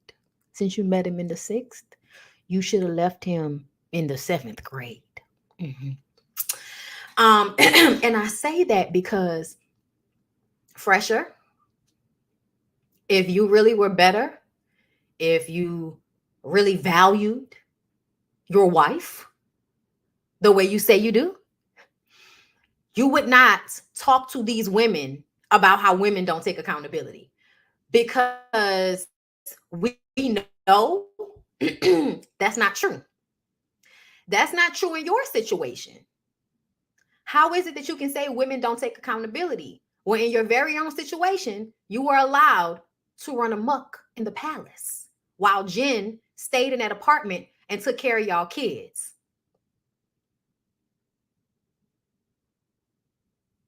And you can't tell me that Jen wasn't paying, because she said paying for studio sessions for you. So when did you build her up? When did you build her up? Because to me, it seems like she spent most of y'all relationship building you up. And, we'll get into why they brought it back together in the next, the next portion, the next episode. But I was just like, you just really trying to be seen, Fresher. But if I was Jen, I would have been looking at you like, so do you want to like have an issue with me? Because I feel like you making me look stupid in front of all of these women. These women are believing that my husband has changed, meaning that my husband is good to me. So when you come out here and talk about how women don't take accountability, that means you don't understand the dynamics of our relationship. If you feel like women don't take accountability, because in the dynamics of their relationship, she took most of the responsibility for your family while you were out here playing around and doing whatever the fuck you wanted to do until you had a life-altering experience and decided that your kids and Jen mattered. Then you wanted to start acting like the man that you were supposed to be for her. So it was crazy to me that he walked up to those women and said that shit, okay? But that's how I know it was just so he could make a splash. You niggas know that if y'all say something crazy, that it's going to make a splash. The Kevin Samuels effect. I feel like all of you niggas have figured it out. The Kevin Samuels effect. I'm going to come online. I'm going to come in some woman's face or a group of women. I'm going to say some stupid, outlandish shit that I know is not true. And it's going to upset everybody. And now everybody's going to be paying attention to Pressure because he said some outlandish, misogynistic shit on day one with no reason whatsoever. No warrant, no cause, just full on effect. So yeah, Fresher, that was a nice try. That was a good one. But essentially, after we finish arguing about how stupid you sound, we're gonna forget. So there's that. They play games. Estelita tells us that she has Safari first. I hit it first, but not before Nicki Minaj because nobody had it before Nicki. Spice says, so well, I think Nikki Baby was like, no, I think I dated him first. I think I had him first, and I had just let him go. And it's like, right, Nikki Baby, you did probably have Safari before Estelita, because I don't know if Estelita was even a part of the franchise. But during the time that you and Safari was out here dipping and snipping and shit like that, because you was his first girlfriend after Nikki. Because we was like, oh, a Nikki after Nikki. Excuse me, y'all. Y'all know when I be talking for a while, shit start to get. Okay. So Spice says, hold on, wait. Oh, Spice says, and so was Amara. Spice, you so fucking messy. Amara was like, I'm never. No, not ever. Okay. I don't know. I don't know if you ever seen Safari and Amara in the same room together. Like the fuck. Anyway, Karen why I say Karen? Carly doesn't have a man. It's because he doesn't want to go missing. No, Karen. No, I actually mean Karen. KK. Karen says she don't have a man. She can't find her a man. And I was like, Karen, you don't have a man because your man don't want to go up missing. KK, everybody knows what you and your sons did to the ex. So nobody wants to end up in the back of a car getting their ass whipped. Like nobody wants to end up being kidnapped and getting their ass beat by you and your sons, KK. That's why you don't have a man right now, because everybody's scared that you might either get their ass beat by your sons or they may end up going missing. Carly and Scrap, y'all know they have their history. He tells her she looks amazing, and Karen concurs. Girl, stop. I want all of the mamas. I really want y'all to stop being so emotionally invested in y'all sons fucking with women. Please stop. Like, busy yourself, okay? Because it's just not cute. Busy yourself.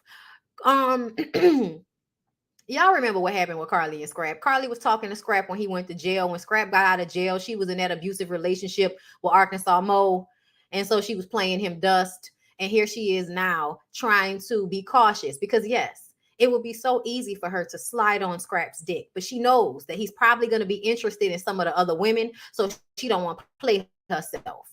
So she gonna keep it cute, but she's also gonna have this like passive aggressive attitude towards Scrap because she does want to fuck with him. She does probably want to see what's up, but she thinks he's gonna pick those younger girls over her, so she's not even gonna fuck with it. I'm aware, but she's a little salty, and you can tell. Alexis is primarily the girl that he's interested in. Okay, and we all know like Alexis' ass may look weird, but her face is not declining. But Alexis and Tiara have had beef because of Masika.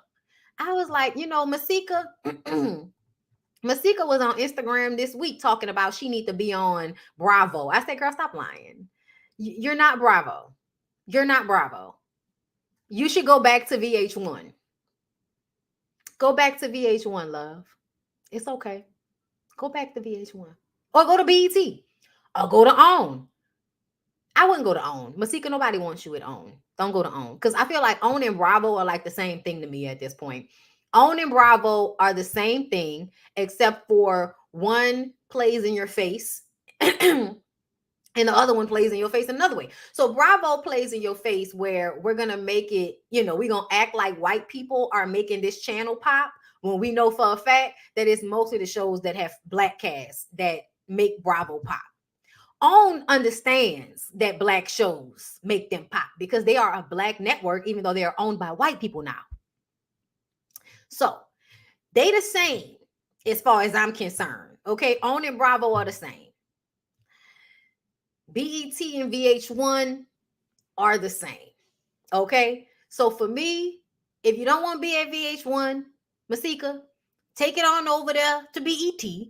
Or maybe one of the streaming services, BET Plus, all black, you know, one of those. Hulu, who knows? Okay. But Masika, girl, no. But yeah, Alexis has beef with Tiara because Tiara's friends with Masika. And she was asked who Tiara Marie was. And she was like, who? She was being shady. Bitch, you know who Tiara Marie is. Okay.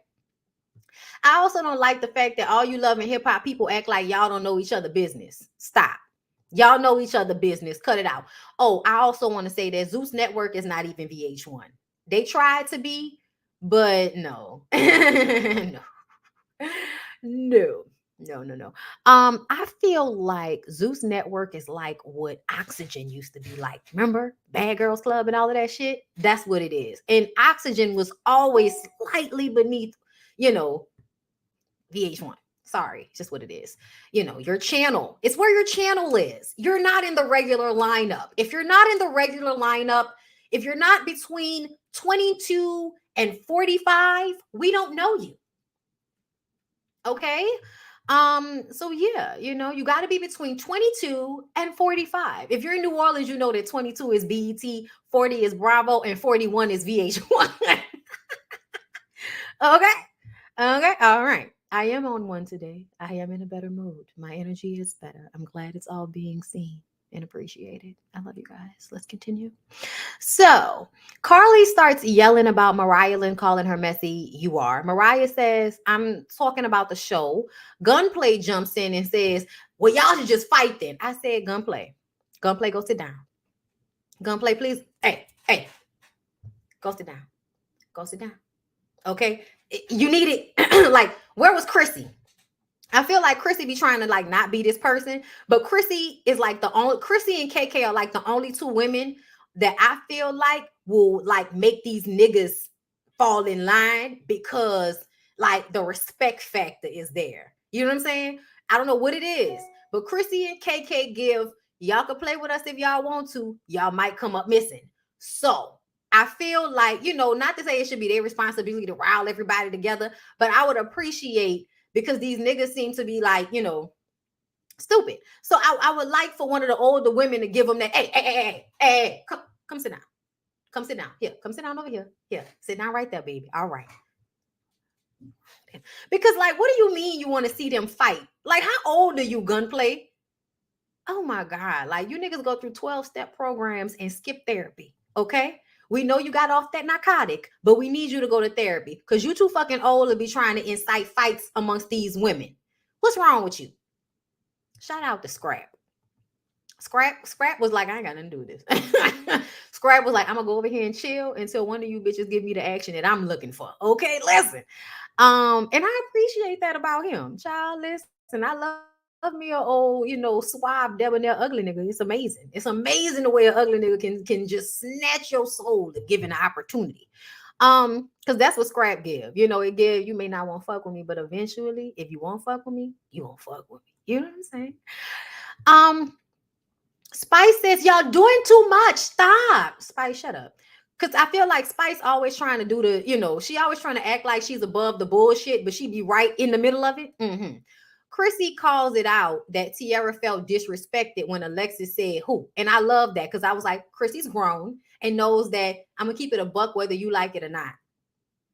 And Tiara was lying. And Tiara is another one. Tiara, I'm happy to see you and you do look good, but you still an alcoholic and you still acting like you're not an alcoholic. And that has been one of the hardest things to watch on Love and Hip Hop, is watching Tiara be an alcoholic and not want to admit that she's an alcoholic. Like really thinking that all I have to do is pull back on the drinking.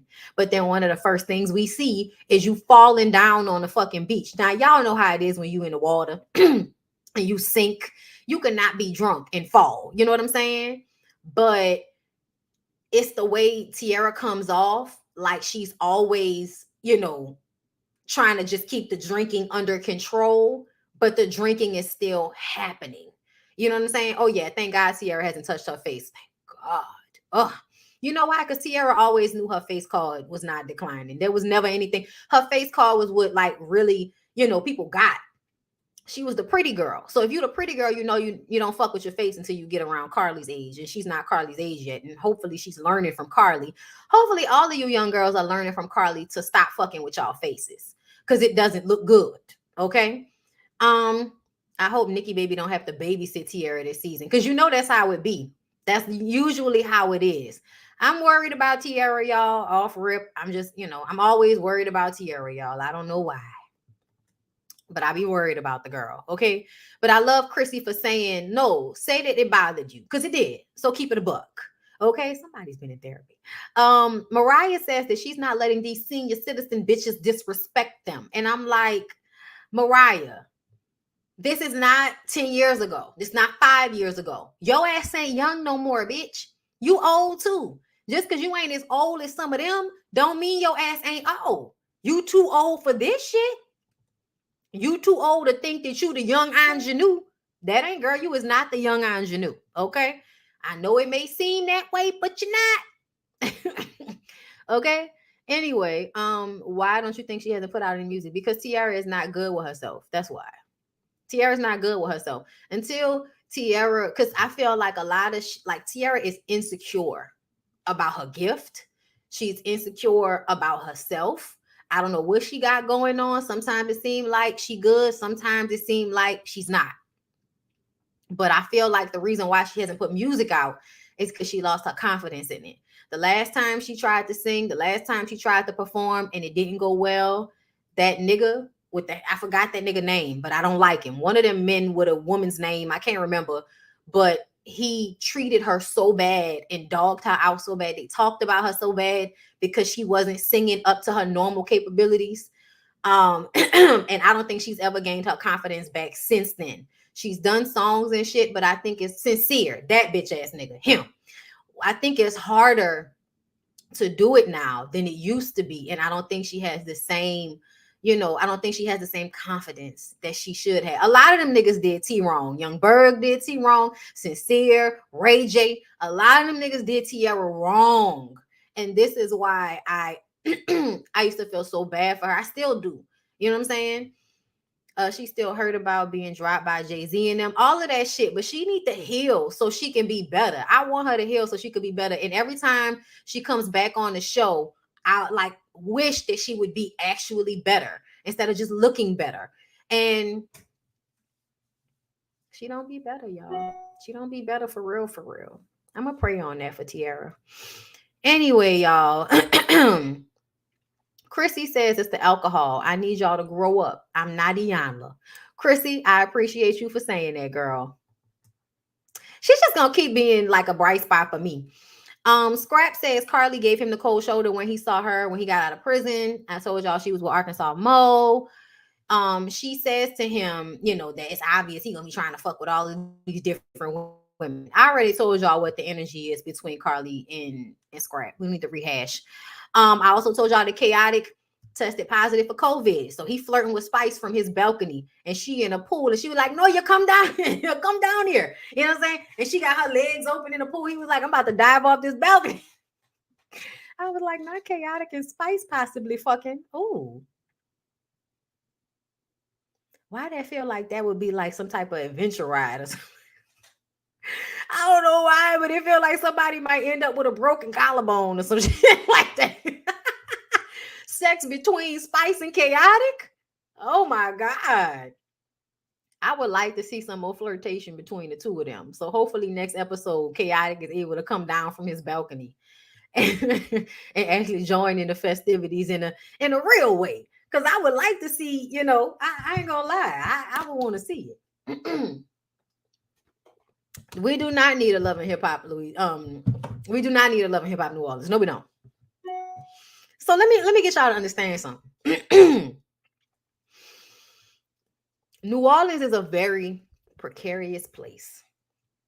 And I think that we have a lot of entertaining people. We have a lot of musically talented people, but we also are gutter. I think New Orleans is too gutter for TV. I'm going to just keep it a buck. New Orleans is not Miami. Miami has a shiny area. You know what I'm saying? And there are Black people that want to fit into the shiny area of Miami. So they'll clean it up so that they can fit into the shiny area of Miami. New Orleans is not like that. New Orleans doesn't have a shiny area. New Orleans is what it is. It's old money and new money. It ain't no shiny shit going on in New Orleans, okay? So you either old money or you new money. And new money is not loving hip hop. Old money is not loving hip hop. So you're going to have to get you some regular ass people to do Loving Hip Hop New Orleans. And Loving Hip Hop New Orleans amongst regular people is shooting, stabbing, drugs, fucking friends, and fighting out in the parking lot. So I'm just telling y'all, New Orleans is a different place. Yes, you can get you a Southern Charm New Orleans because that's your new rich. That's your nouveau riche. Okay? That's your nouveau riche. But, us regular motherfuckers down here, oh, this shit get too gutter for TV. It's not going to make it past legal. Okay? Is what I'm saying. Maybe Zeus could work it out since Zeus don't have the same, legal team that VH1 and them do. But I'm just telling y'all, when they tried to do Black Ink Crew New Orleans and somebody ended up getting stabbed, there's no shiny area of New Orleans. So nobody is going to clean up anything for a reality show like Love and Hip Hop. Not only are we extra for no reason, Like, we extra for no reason, y'all. What I mean is, the way New Orleans people are, we extra with no cameras around. We extra just based off the fact that like, what, nigga, I'm feeling myself, so I'm out here. You heard me? Ain't nobody even gotta see me. You heard me? But I'm out here. I'm feeling myself. You ain't gotta feel me, nigga. You know what I'm saying? That's New Orleans people. So you put a camera in front of us? You see what happened with Tokyo. Tokyo came there and looked like one day Tokyo about to be gone. She wasn't even on no humbuggish shit. But we just not the type of people that can take all of this play fake shit that y'all do for the cameras without knocking y'all the fuck out on some real shit. We see how ignorant New Orleans is by how quick Tokyo punched Carly. Boom, there it is. And then when she did it, I felt good about it. I feel like I ain't shit on some level, because as soon as Tokyo hit Carly, I was like, yeah, hit that bitch. God ain't done with me.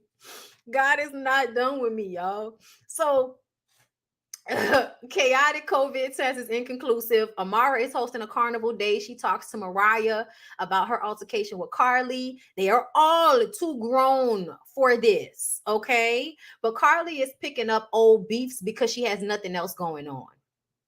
Really? Y'all need to ignore Carly. But nobody wants to ignore Carly because Carly's aggravating as fuck.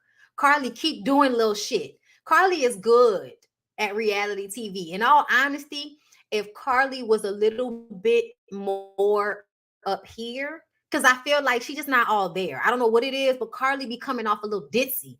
But if Carly if Carly didn't have those weird ass shots, and if she wasn't so ditzy, she would be a great housewife because she knows how to play the game. And when I say that, Carly ain't got no real beef with nobody, but Carly knows to collect information that she can use once she gets back on TV, because she ain't got nothing going on with her personal life. She don't want to share nothing that's going on with her personal life. So everything she does on the shows is antagonize people so that I can have fights, so y'all can be talking about me, so I can make sure I'm still able to come back and forth on Love and Hip Hop and get this check when I need to. Okay, that's the space that Carly is in. So somebody like Tokyo is not gonna take this fake for TV shit well. She gonna want pop off immediately. Okay, especially if the energy been weird all day. So Tokyo comes in. She was actually in the car with Chaotic, and her COVID test came back negative, so she was able to join everybody on the second episode. They tell her that Carly was, mad at Mariah for being messy, and she was like, "Well, bitch, you is messy." That's the same thing I say, girl. Thank you for the super chat, Equation. I will watch a New Orleans reality show. Y'all energy is just different and authentic. It is, but they absolutely have to put it in writing that if you get physical, you get fired. They have to do that, because if they don't, niggas from here will fight. Like, women from here will fight. Do you hear me? Girl, if my life was a reality show, and it will never be, because y'all ain't gonna drag me like that. Bitch, you better drag me off a rumor. You ain't gonna drag me off no video evidence. Okay. Okay. Big grown. Fighting in the streets. Okay. So yeah. Y'all gonna have to put it in the paperwork. So Gunplay, immature ass, was on bullshit with that whole Mariah Lynn fight situation. Scrap kind of nicely said the shit to him when they was in the gym. And so he was like, yeah, I need to apologize to her for that, because that wasn't cool. And then he talks about how he got issue with Trick. So we going to have to circle back around to that. Tiara talks to Zell on FaceTime, because if Tiara ain't going to do nothing, she going to make sure that her play cousin Zell gets some camera time, even though they didn't invite him on this show because he was on the last family reunion. Okay. But he got his little camera time. And she was calling about Alexis Sky, which is so stupid to me. Like, this is foolishness. But this is what y'all need to do, I guess, to get camera time. Alexis Sky and Tiara are not about to really have no beef. It's foolishness.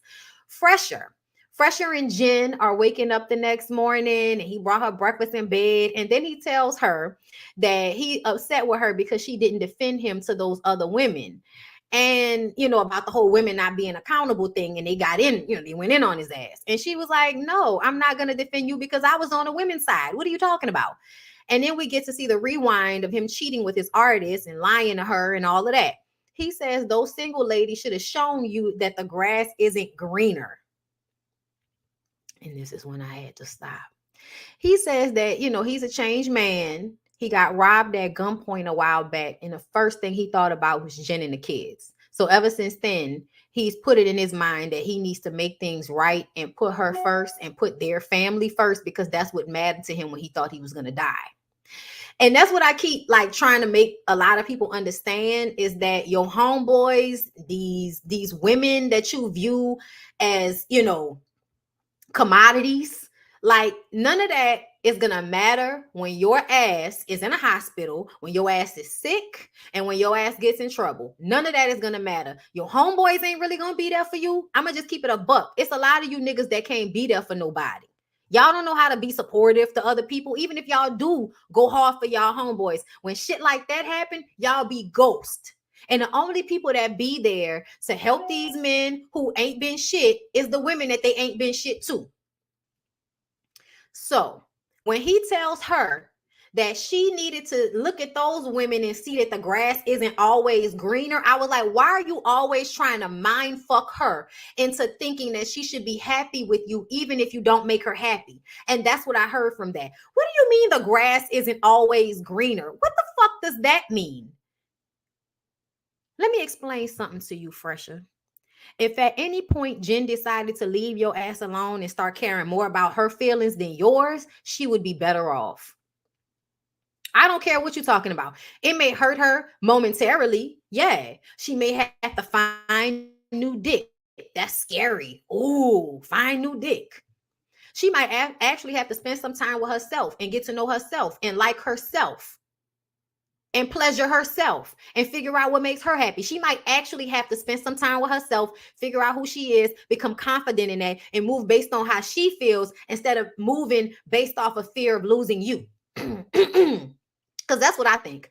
I think Jen has always moved based off of the fear that she would lose you and she would have to start all over again. And it's obvious that she has not wanted to do that. Y'all probably have like that physical chemistry, because y'all been together since 6th grade. So y'all probably have that long-term love and, affection in the relationship. But essentially your mindset is fucked up. Your mindset is fucked up, because if you think that women should look at relationships like those single women didn't look happy, and she should want to be in an unbalanced relationship with you because it's scarier to be alone and single like them, that's bullshit. I'm gonna tell you something. Though all of those women may want to be in relationships, but don't any of those women look miserable. None of those women look miserable. Okay? Amara looks amazing. Chrissy, child, Estelita booty don't look great, but her face does. Carly, all of those women, everybody looks, you know what I'm saying? Everybody's beautiful. Everybody can have a man if they want to. What do you think is happening when you see them single? Do you like, I think men think, and this is what Fresher was giving me, if a woman is single, it's because a man doesn't want her. It could be she's decided that she doesn't want a man. Because a lot of women, especially a lot of women that are on their shit, a lot of women that are into their careers and into their own lives more than finding a man, those women don't need men all the time. They'll have dick coming in and out, but they'll live perfectly wonderful, fulfilling lives without being in long-term relationships with men. Fresher, where would you be without Jen spending her hard-earned money on you? Because something makes me feel like Jen would have been okay whether she was with you or not. You, on the other hand, could have ended up with a needle in your arm for all we know. So to me, the grass is greener. The grass is greener. Do you know why? Because the other side is not being single. The other side is choosing yourself. And not choosing to put somebody else's feelings or your fear of losing that person in front of your feelings.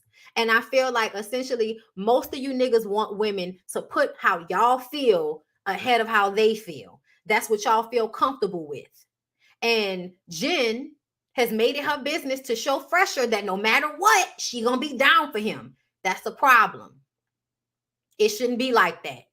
He should absolutely have the same fear of losing you that you have of losing him.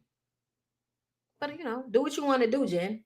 But I feel like essentially They can pretend like they good all they want to, but Fresher is going to go back to doing the same thing he's always done because he's not dealing with the situation in full honesty.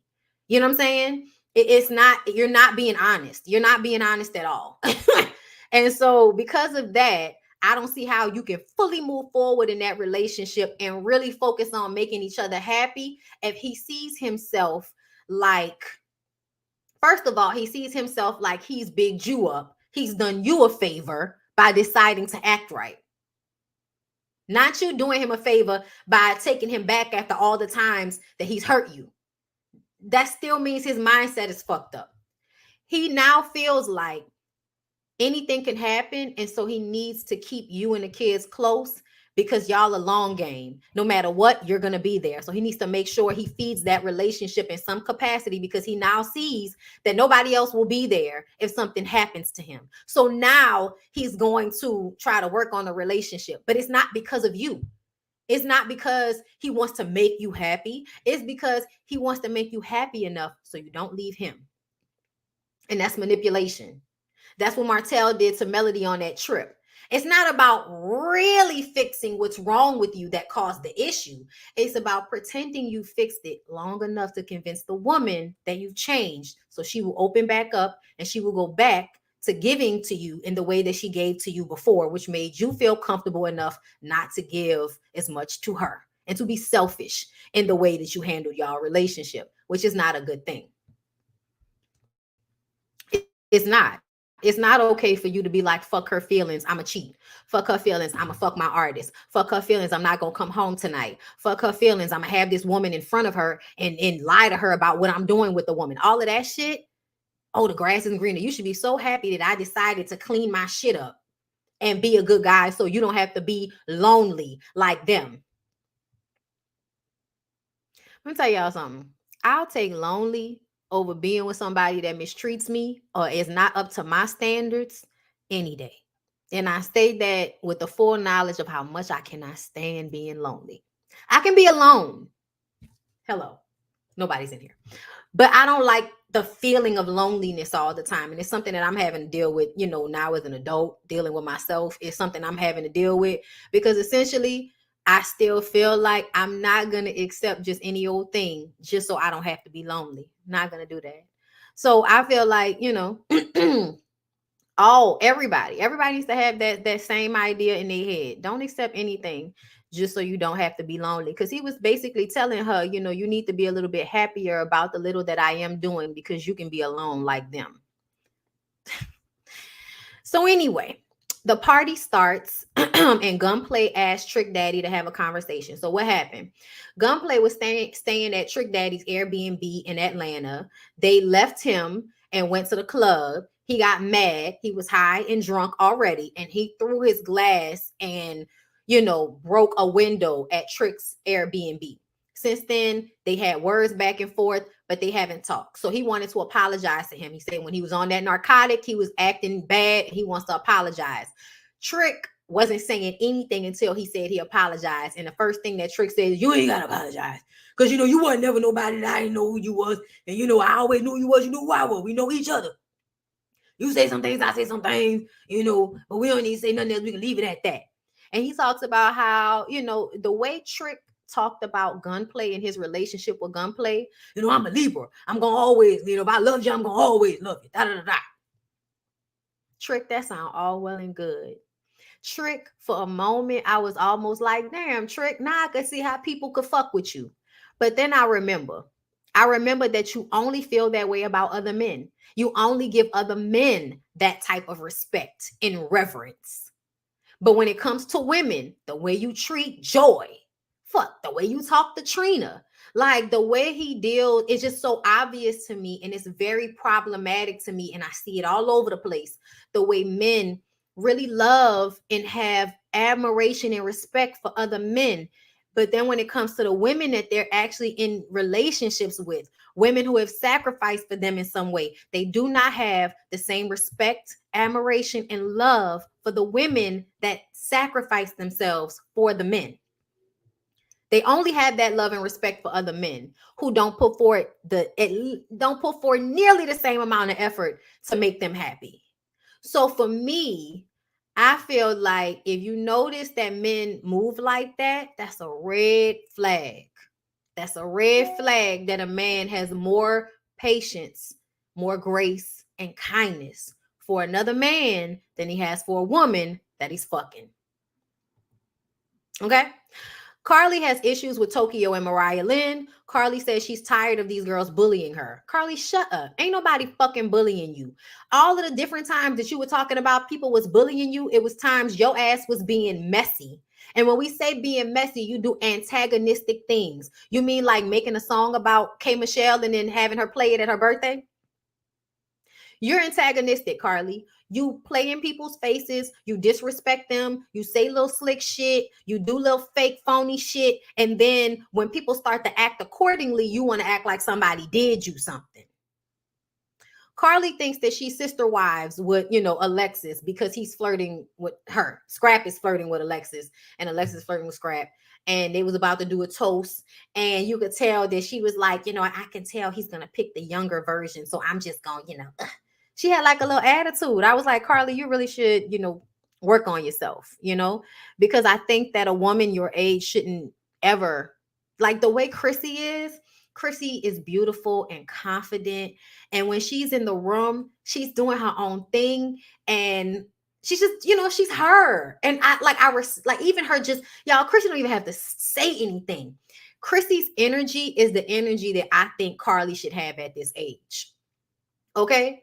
And it's so funny because, like, the future version of myself, one of the things that I said about the future version of myself is unmovable. And that's what I see in Chrissy. Somebody that is so clear on who they are that you're not going to manipulate them and have them emotionally moving around all over the place, because they're clear on who they are, what they want, how they see the situation. And that's all it is. And that's all it's going to be. So she's not going to stand next to Scrap and, do this negative energy shit where you could tell Carly's insecure around the young girls. Chrissy's not. Chrissy's like, I'm not competing with the young girls. The young girls can't compete with me. I am who I am. And that's that. Yeah, I love Chrissy. So like when I'm looking at Carly and the way she's handling all of these, I'm like, bitch, you need to look at Chrissy because you need to have Chrissy's energy at this age. Yes, Jim Jones, Chrissy. I don't know what Chrissy has gone through over these past few years, but on this show, if you watch her and you a like grown ass woman, you can see how grown Chrissy is. Chrissy's a grown ass woman, and not allowing insecurities to affect the way she handles herself. And that's what I'm peeping about her. So when I'm seeing Carly and the way Carly's handled this Alexis Sky situation, the way Carly is handling, Mariah Lynn, the way Carly's handling Tokyo and Scrap, all of it is immature little girl shit. And I'm using Chrissy as an example because she's literally the only woman that is, in this space that I feel like is, I don't know, like I don't even understand how to explain it, because I feel like there's a maturity that she has that I don't think anybody else here has. I don't know why. I don't know why. I could be wrong, but when she's on camera, the things that she says, how she handles other people, how she handles herself, it feels unmovable. It feels solid. And I love that. I don't know why, but I love it. And they are around the same age. So it's very weird to watch these two women around the same age have such different types of energy. Carly has an insecure energy and Chrissy has this bitch. You know what I'm saying? Almost like a maid bitch. If you know what I'm, when they make somebody in a mob, you know what I'm saying? Like it's almost like a maid bitch vibe. I don't even know how to explain it, but I love it. I love it. And I want to see more of it. I don't know why, but I would love to see more of her because there's something about her energy this time around that feels like growth, that feels like with grown women, after they go through things, they find themselves and they come forth, you know what I'm saying? Like as this person. And I love it. I love her energy. Yeah. So it's not just me. Okay. Yeah. Carly has never grown up. And that's what I'm seeing, So Chrissy talks to Fresher and Jen because they're neighbors. And Fresher says, yeah, both our moms live with us. And Chrissy says, sounds like Rikers Island and Sing Sing to me. I said, see Karen from Real Housewives of Potomac? That's how you use that reference.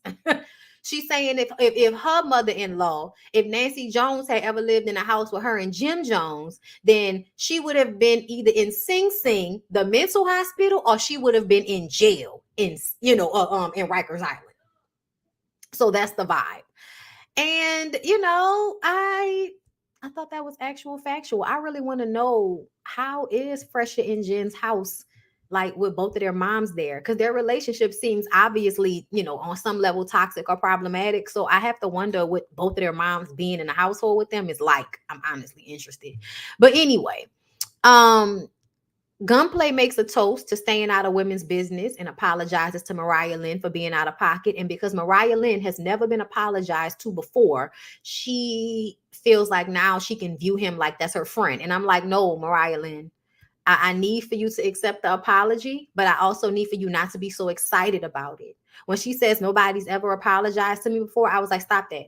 Stop that, stop that, stop that. Don't do that. Because I feel like that's going to make you give him more grace than you should, because he's still very much that nigga. Something's wrong with Gunplay. Gunplay's clean right now. Gunplay's trying to make, trying to fix things, but Gunplay is still an alcoholic. And Gunplay still is childish in the way that he projects himself as a man. Be careful, okay? Amara performs. I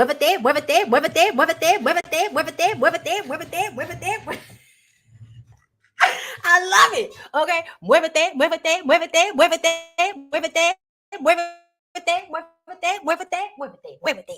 I love it. Okay. Look, every time it come on, bitch. Amara, bitch, you need to get back in the studio. Okay. And while she's performing, okay, move it. We getting into it, y'all. We was feeling it, okay? Okay, listen, we was feeling it. Here comes Shay and her weird ass brother MJ. Does this nigga not have a top hat to fit the outfit? Like, god damn. Yo, oh my god.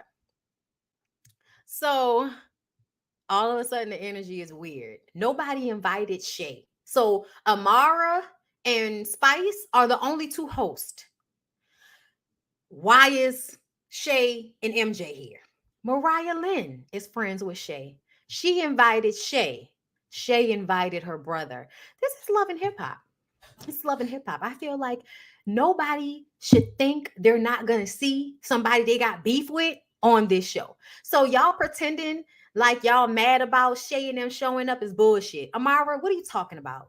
You didn't think you were gonna see them. This is Love and Hip Hop. This is not a vacation. This is a job. I want everybody to be ready to see somebody they got beef with. The producers are gonna call them. Spice, you know what it is, Spice. Stop acting. Okay, all this acting and shit.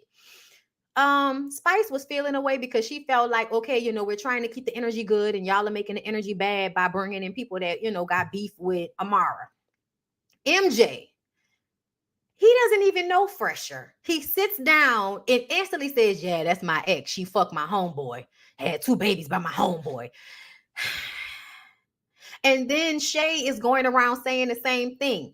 Amara isn't even really paying y'all any attention. She's bothered, but she's not saying anything to y'all. So the fact that y'all are like going around still promoting this whole, yeah, Amara cheated on MJ with his friend and had babies with the nigga. Stop saying it like that, because that's not what happened. And Mariah Lynn, bitch, you know about the beef between Amara and Shay, because how could you not?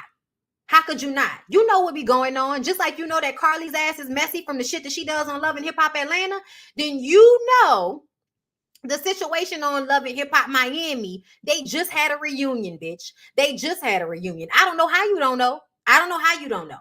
Okay? That don't even make sense to me.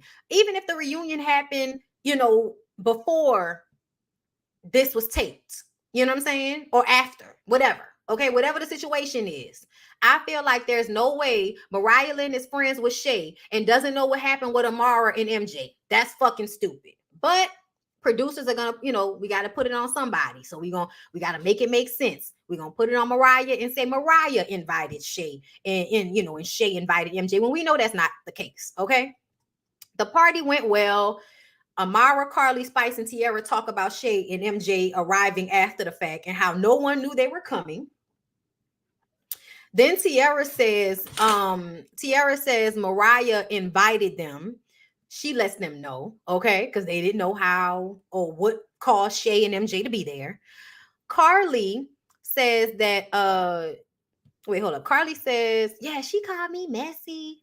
Girl, please get over it. Shay and she called me messy. Yeah, we know. It seems like Mariah Lynn is being messy by inviting Shay, but really we know this is a producer thing. Like, cut it out. Okay. Somebody, I didn't know she smashed the homie. Shay, shut up. Okay. Stop saying that shit. Like, I hate the male identifiedness of Shay. The way Shay talks about Amara is just so male identified. Girl, fuck your brother. You love your brother. Amara don't owe your brother shit. Keep talking about Amara's running from this. Amara isn't running from anything. I'm not friends with you anymore. I don't go with your brother. I don't owe you anything because I fucked his homeboy and had a baby with him. So what? So what? What do you want? What do you want? Right. Shay act like Amara cheated on her. Like, girl, what? Anyway, oh my God. Everyone reconvenes for Nikki Baby's, like, Nikki Nude fashion show, okay, because she's a consummate businesswoman, so she has to have her business on this show, okay, because Nikki Baby not gonna come on Love and Hip Hop, it's not gonna make her some money, okay. So Nikki Baby had to come and show y'all her Nikki Nude lingerie line, okay, and then everybody just have like a sexy time at the family reunion. She know it's unconventional, but she gotta show off her shit, you know what I'm saying? Because y'all gotta make sure y'all get y'all some new by Nikki, okay. All right, y'all. I go lie. Like I go up for Nikki Baby. It's been a minute, like since Love and Hip Hop Hollywood was on. But when we ended Love and Hip Hop Hollywood, Nikki was my girl. I'm not even gonna lie, because I appreciated the hustler about it. You come from a family with money and you still a consummate businesswoman. I like how she handled herself. And there were times on the show when she was wrong. She was like, okay, I was wrong. I admit that. Like, okay, I was wrong. I didn't mean to do that. I was wrong. Okay. That's my bad. All right. I'm sorry. Okay. Like, I ain't gonna lie, girl. I miss seeing Nikki Baby. She became so non-problematic by the time we got to the end of Love and Hip Hop Hollywood. I do miss seeing her. Okay. Chaotic, y'all. So Nikki Baby has the models coming down the runway with her lingerie on, and then everybody gets to rate it 1 through 10. Chaotic is on his balcony in his hoochie daddy shorts with a big ass sign. Yo, it was so funny. I love Chaotic. So Tokyo says the energy is weird with everybody because Carly is, doing all of this side eyeing and shit. And when they were at the party earlier that day, she walks up to Tokyo like, we gotta talk, but then doesn't say anything.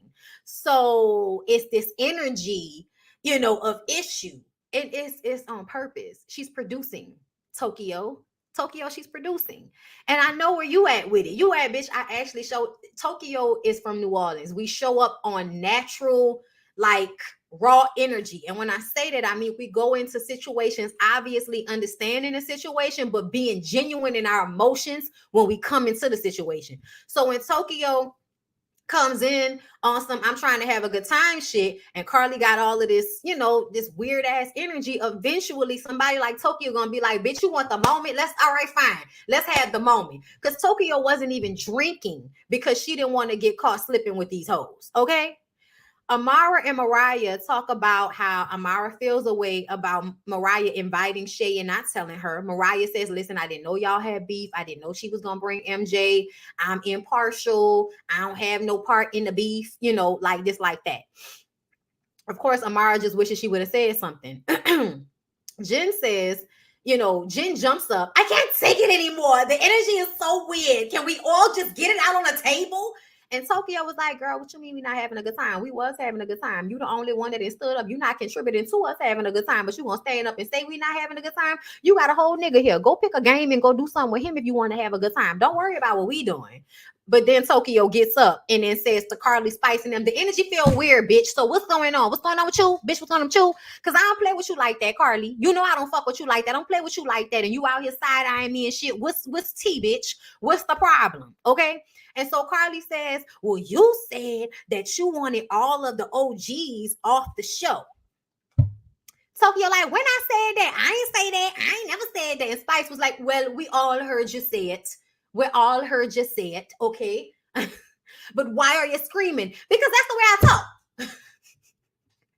No, all these people don't give a fuck, bitch. I'm gonna scream. I'm gonna curse. You started this confrontation, and now I'm fitting to handle it, okay? So when they said that, Tokyo was like, y'all just trying to make up something to fight with me about. She probably don't even remember saying it. But honestly, I would have been like, and I do feel like all y'all old hoes need to go do something else. When was the last time you had a storyline, Carly? I would have read her ass down. But Tokyo just walks off, right? So then Spice is like, it's just all this bad energy. So who invited you? And points at Shay. Shay like, hold up, bitch. Fuck you mean who invited me, bitch? Love and hip hop. What you mean? So we all start walking close and shit. We about to fight. We don't know, it's a tussle. And Spice is going back and forth with Shay. Who invited you? And da da da da. And then she turns to her. Why would you invite her? It seemed like you're trying to bring beef. Da da da. Tokyo came back outside during all of that time. And when Carly was laughing at the drama that she caused, Tokyo and pop.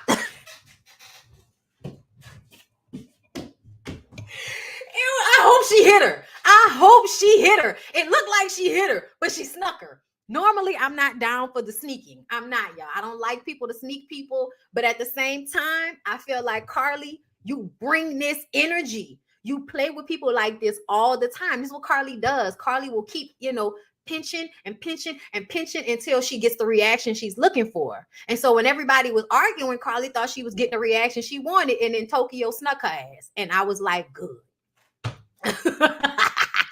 Good. Now somebody get Tokyo before she, be rolling around on the ground and shit. Somebody get her. Okay. But yeah, because whenever security comes and Tokyo be on the ground, she be having a hard time because she get claustrophobic. Bitch, I'm on the ground. Get off me. I know how you feel. I don't like that shit. But I was cool with her hitting Carly. I'm tired of Carly. Carly, grow up. Stop playing with these little young girls because they gonna fight your ass. Okay. And you ain't as young as you used to be. Girl.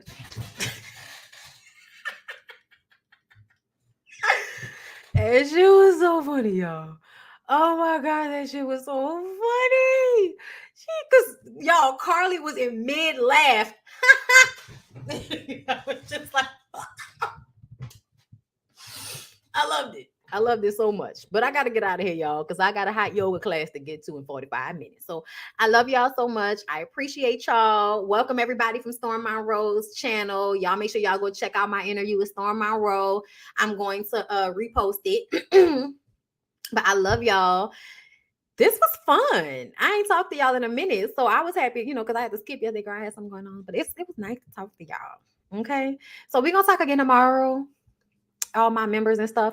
And there is a pre-recorded Ooh Ladies First panel coming out on Niecy Dixon's channel. So if you want to see the Ooh Ladies First panel this week, make sure you're following Niecy so you can see it on her channel when it comes out tomorrow. All my members, I'm going to do a live BondyBlue show tomorrow.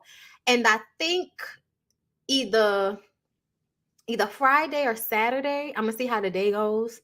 But I want to talk to y'all because I said I'm going to do a story time. So I'm going to do a story time about my time at Xavier Preparatory High School, which was my high school freshman year.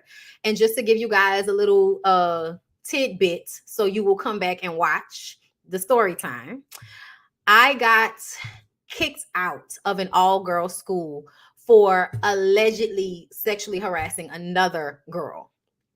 We both now follow each other on Instagram. So yeah, no, I did not do that. But there was a whole story, girl. There's, child, there's violence, there's intrigue, there's me crying on the floor of a bathroom, girl. And I got to talk to my homegirl tomorrow night because she got to remind me of some shit that happened. So I actually might bring, honestly, a lot of the prep girls. I want the prep girls to hit me up because we can start talking about this shit if y'all want to. If you from New Orleans, you know about prep, Xavier Prep. All girls high school, Catholic high school out here that closed down. It's now called something else.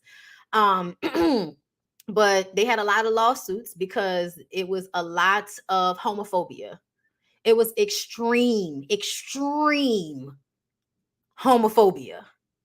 And I was already going through a lot in my home life. So I went to this school. I loved it at first, and then shit got real dark. Like real dark. So I'm gonna do a story time about that probably this weekend because I want to talk to my homegirl first. So we gonna do that, and then next week we'll get back on Now That We're Grown. I need a break. But yeah, we're gonna do that story time. I know a lot of y'all don't know that. A lot of y'all have heard me mention it or talk about it, but I'm gonna give y'all like a dedicated video to talk about it. And what prompted me before y'all go, the thing that prompted me to do the story time is seeing Punky Johnson on SNL. Does anybody watch SNL? If you guys watch SNL, then you know who Punky Johnson is. That's her stage name, okay? But she went to prep. She went to prep at the same time when I first started going to prep. And I had the biggest crush on her. Like I remember seeing her in the courtyard, and she was funny and she was cute and she was swagged out. And I had the biggest crush on her. Okay. On Punky Johnson. She don't even know who I am, but I had the biggest crush on her when we were at prep. And she ended up getting kicked out of prep by her uncle, who was the vice principal at the time. He's the same person that kicked me out, that kind of, harassed me. And it's a whole situation, girl. But, come back, because I definitely want to talk about that. Because I was watching her and I was like, she's doing so well. And when he kicked her out that school, I remember the argument they had and the way he talked to her, like she was never going to be anything because she was a gay girl, obviously, stud gay girl. Kicked her out of school. She's his own fucking niece. And, she's never going to be nothing. And now she is doing so amazing on SNL. Every time I watch it, I'm like, look at Jess, man. Like, it's crazy. So I'm so happy for her. And look at me. You know what I'm saying? I may not be on SNL, but listen, what's up? I ain't doing too bad. I don't think so. After everything I've been through, getting kicked out of school, being betrayed by my parents, being outed, in front of them. Like, y'all, it is a story to tell. And I know there are so many other girls at prep that have stories just like mine. So, hopefully this will start something, because a lot of us haven't talked about our experiences going to that school and what happened and how we were all affected. You know what I'm saying? So, because when I tell y'all, they used to be like rallying us up, making us think they're going to kick us out of school over foolishness so that we'll tell on each other. It's like, get them all in a room and see who's going to turn on each other. They used to do stuff like that to us. You know what I'm saying? I'm not doing Black Inquiry anymore. I'm bored and I don't care. So I'm not reviewing Black Inquiry anymore. But yeah, so I'm definitely going to do that story time.